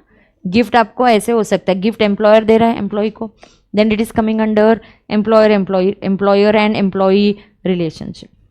कहाँ आ रहा है? एम्प्लॉयर एम्प्लॉय में आ रहा है, तो it is exempt up to 5,000. यही अगर आपको बिजनेस क्लाइंट्स दे रहे हैं, परक्विजिट्स आ रहा है, then it is fully taxable. ये गिफ्ट आपको अदर्स दे रहे हैं, तो आप कहाँ जा रहे हो? आईओएस में. बराबर है कि नहीं? क्या हो गया बोल?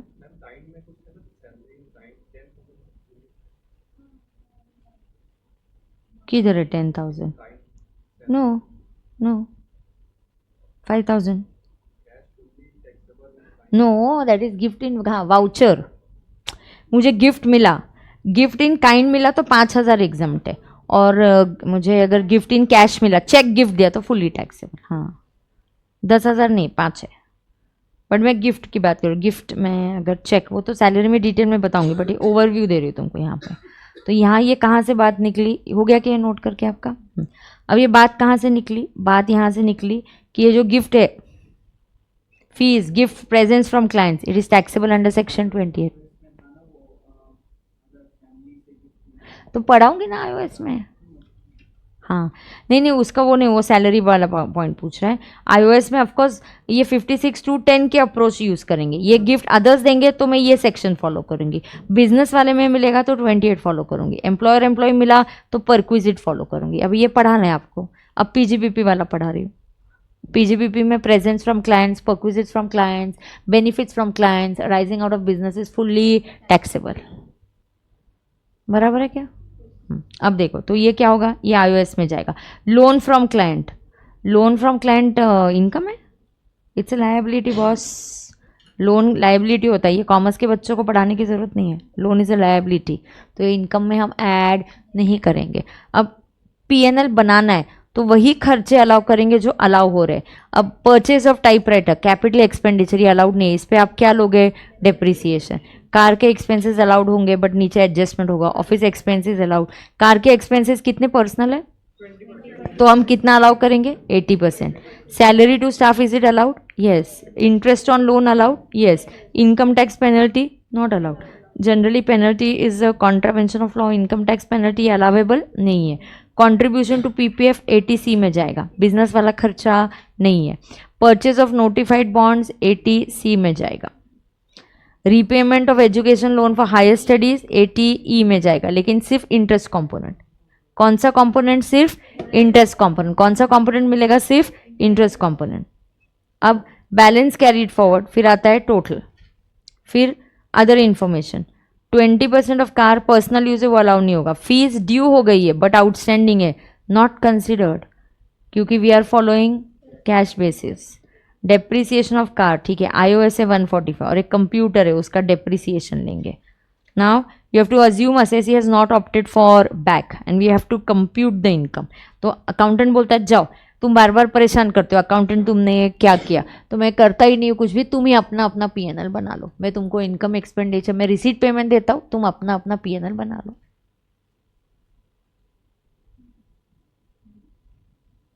सो let's make it computation of taxable income and tax liability. Question number क्या है ये? Page number 136. देखो,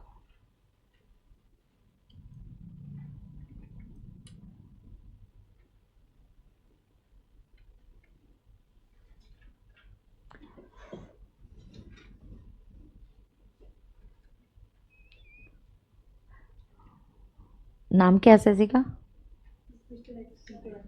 एज दिया है?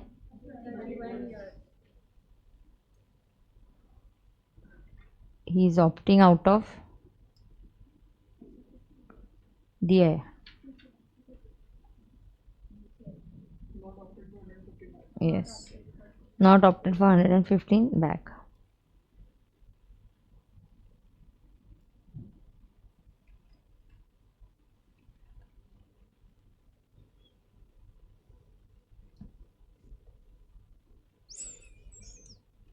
सही है क्या? चलो इनकम क्या क्या है इस एसएससी का? पीजीबीपी क्या है? पीजीबीपी। और इसका क्या आएगा? नोट।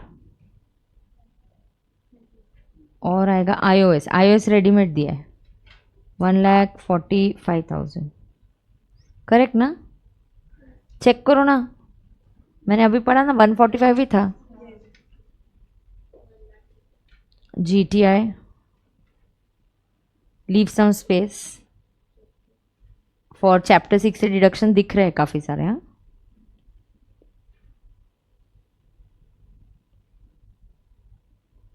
इनको झेप रहा है क्या? तुमको झेप रहा है ना? कुछ डिफिकल्टी है क्या तो बोलो।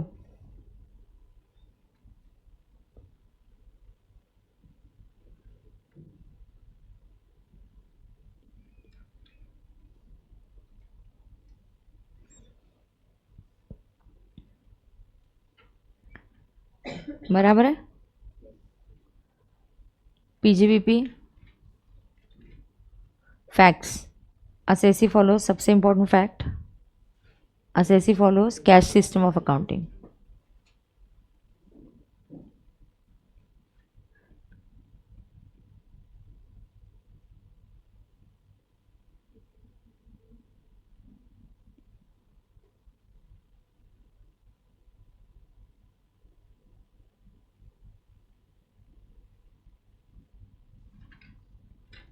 अरे यार,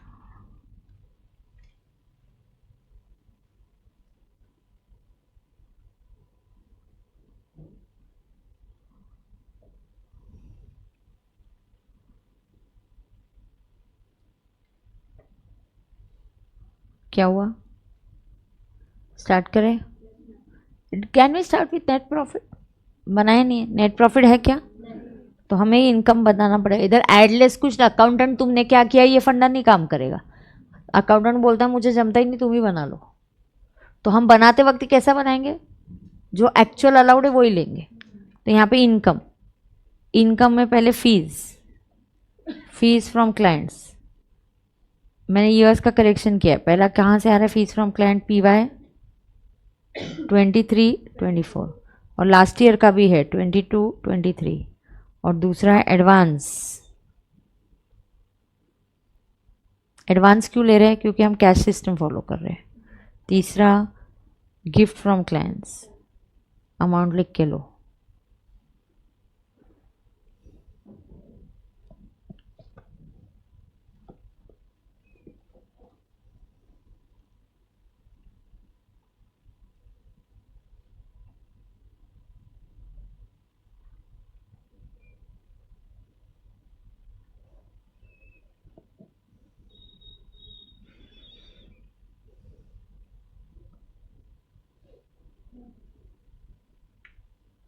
बोलो फीस फ्रॉम क्लाइंट्स कितना है? पेज नंबर क्या है इसका? हम्म,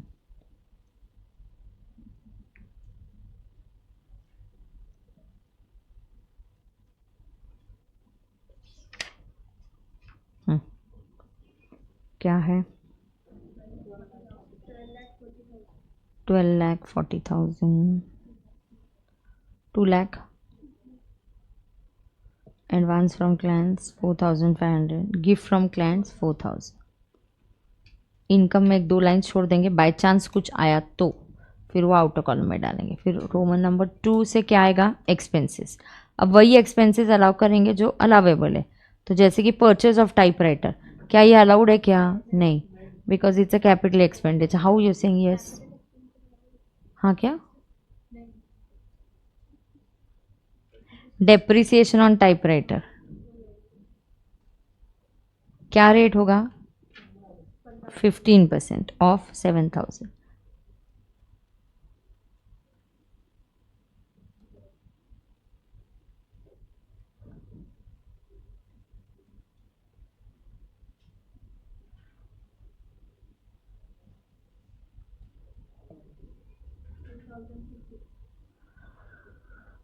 one 050, 80% of car. Why? 20% is personal, so not allowed.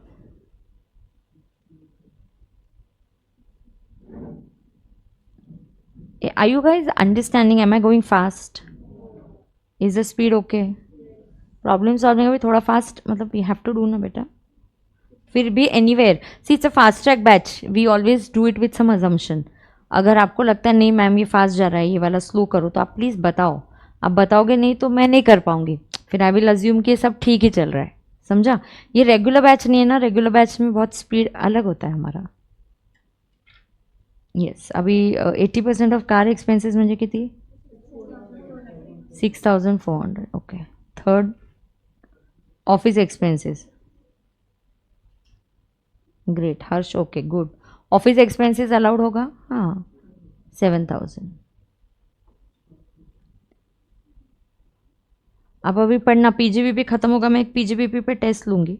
मैं चेक करके नहीं दूंगी आपको, आंसर डिस्कस करूँगी.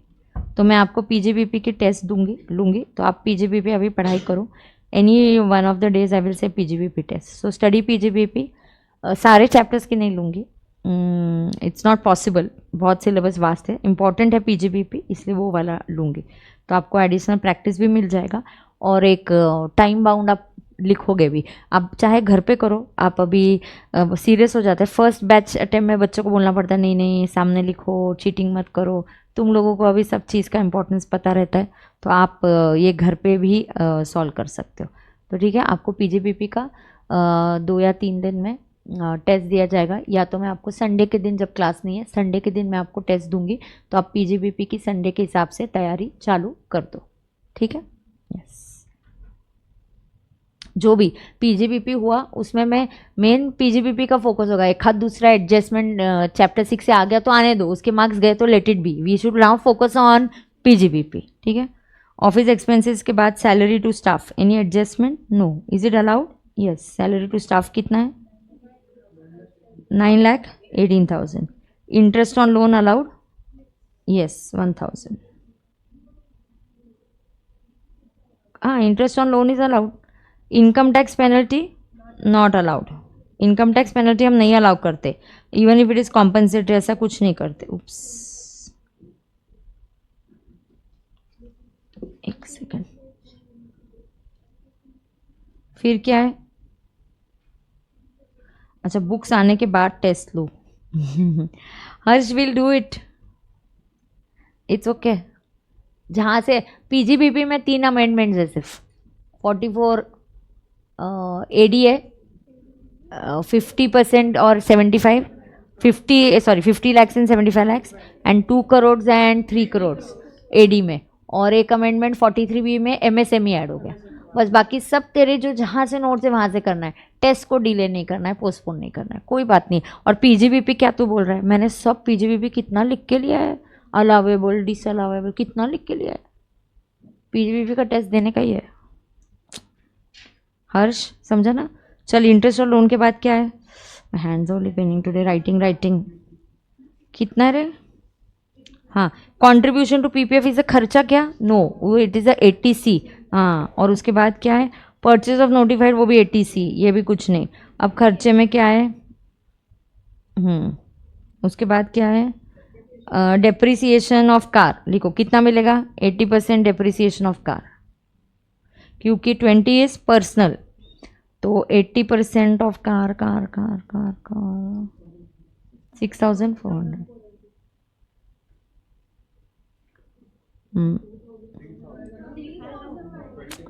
अब तुम जो बोलोगे मैं वो ले रही हूँ, मैंने अमाउंट भी नहीं देखी. क्या रे अवघड है.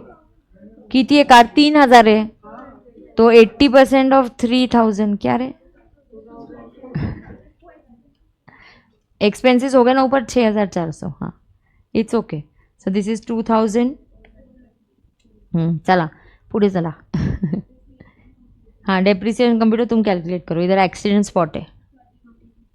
डेप्रिसिएशन ऑन कंप्यूटर और इस एडजस्टमेंट को उधर देना एक्सीडेंट स्पॉट. Accident spot. अब देखते हैं आपका एक्सीडेंट होता है या आप बच जाते हो, फिर ये पीजीबीपी आएगा.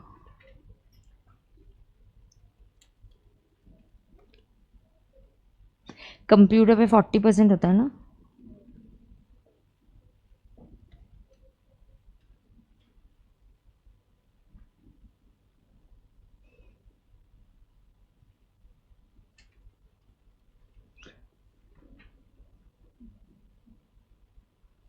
मुझे नहीं पता कौन सा करेक्ट है, मैं दोनों लिख रही हूँ, आप मुझे बताना। एंड 20% ऑफ 80 कितना आता है? 16। तो क्या 16,000 डिप्रिसिएशन है या 32,000 डिप्रिसिएशन है? पक्का? Yes, it is purchased in the last year, put to use in the this year, then it is eligible for full depreciation. Half कब मिलता है? जब purchasing and putting it to use happens in the same year. I think मैंने ये सिखाया है, हमने इसके ऊपर क्वेश्चन भी किया है। Yes, तो depreciation कितना ला होगा? 32,000. Anything else? नहीं? So note में आएगा fees outstanding but due, not considered because assessee follows. ये सब हो गया, अभी एडजस्टमेंट सारी हो गई क्या? Not considered because assessee follows.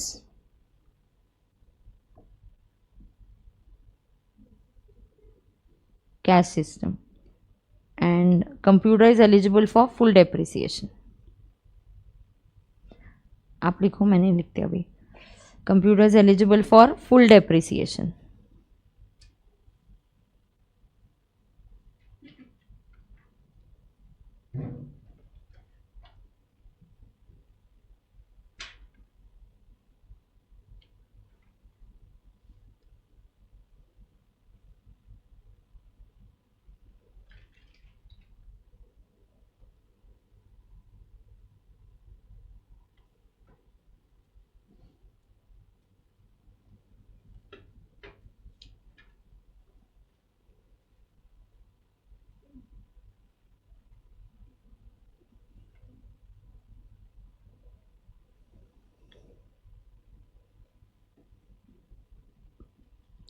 चलो एडलेस बता दो, इनकम की टोटल बता दो. 14,51,500. खर्चा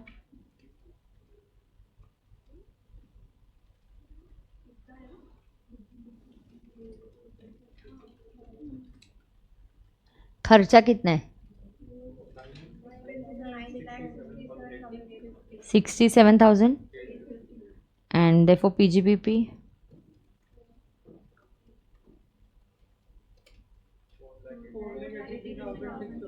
4,83,000.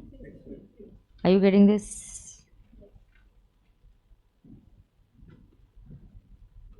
हेमंत आमचं होतं झालंय, 5 मिनिटात संपेल. हां 483,650 डन है क्या? यहाँ लिखो 483.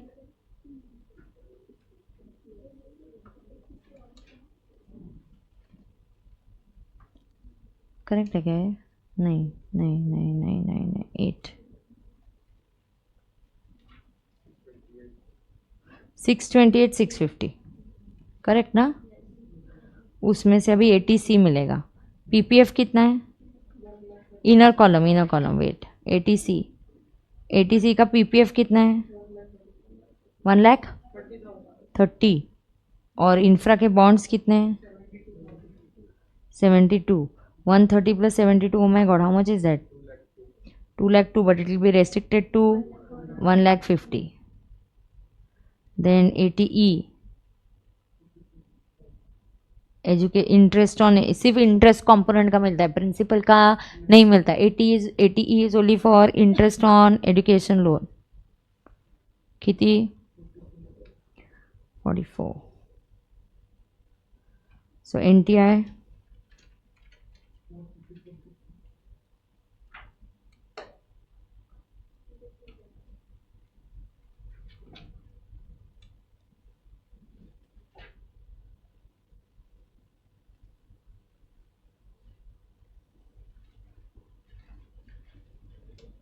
और कोई डिडक्शन है क्या? कितना आया? 4 लाख. करेक्ट. इसका टैक्स आएगा, पहले लिखो तो. नील कैसे बोलते पहले?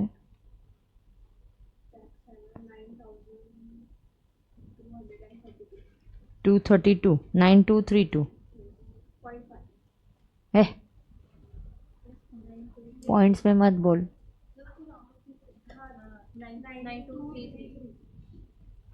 सिर्फ बेसिक टैक्स निकाला ना, 9233, हाँ, less rebate under 87A 9233 tax और 12,500 विच एवर इज लोअर, तो आपको रिबेट मिलता है ना अप टू 5 lakhs। हेडलाइंस में लिखो resident individuals get rebate up to 5 lakhs under optional method. ये ऑप्शनल है जो हम सॉल्व कर रहे हैं, under this not default method. rebate is available up to NTA of 5 lakhs. Ayo, so tax is equal to nil. कोई problem, कोई doubt? क्या रे? हाँ डन है। आई थिंक पूर्वी का मैंने रिसीट पेमेंट ही दिया है कि इनकम एक्सपेंडिचर है उधर? आई थिंक इनकम एक्सपेंडिचर है। पूर्वी जो होमवर्क में ले दिया है ना, इनकम एक्सपेंडिचर, हाँ yes. Now doubts in this please ask. चलो डाउट्स पूछो इसमें।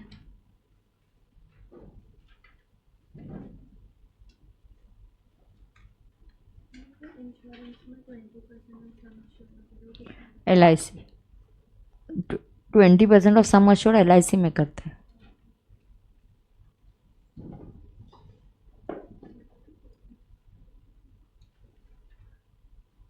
डन है, डन है। Live streaming students any problem? I will then see you tomorrow. अभी आपको होमवर्क दिया है पूर्वी का, और आपको क्या दिया है? टैक्स 0 था, उसके लिए इतनी मेहनत टैक्स के लिए नहीं करी, मेहनत मार्क्स के लिए करी है। Ma'am please explain logic for outstanding fee. Okay Kashvi, outstanding fees मिले नहीं है इसलिए हम टैक्स नहीं करेंगे, क्योंकि assessee is following cash system. मिला ही नहीं है तो कैसे टैक्स करेंगे? You are following cash system. Cash system में मिलेंगे तो ही टैक्स होगा ना बेटा, समझा? डन।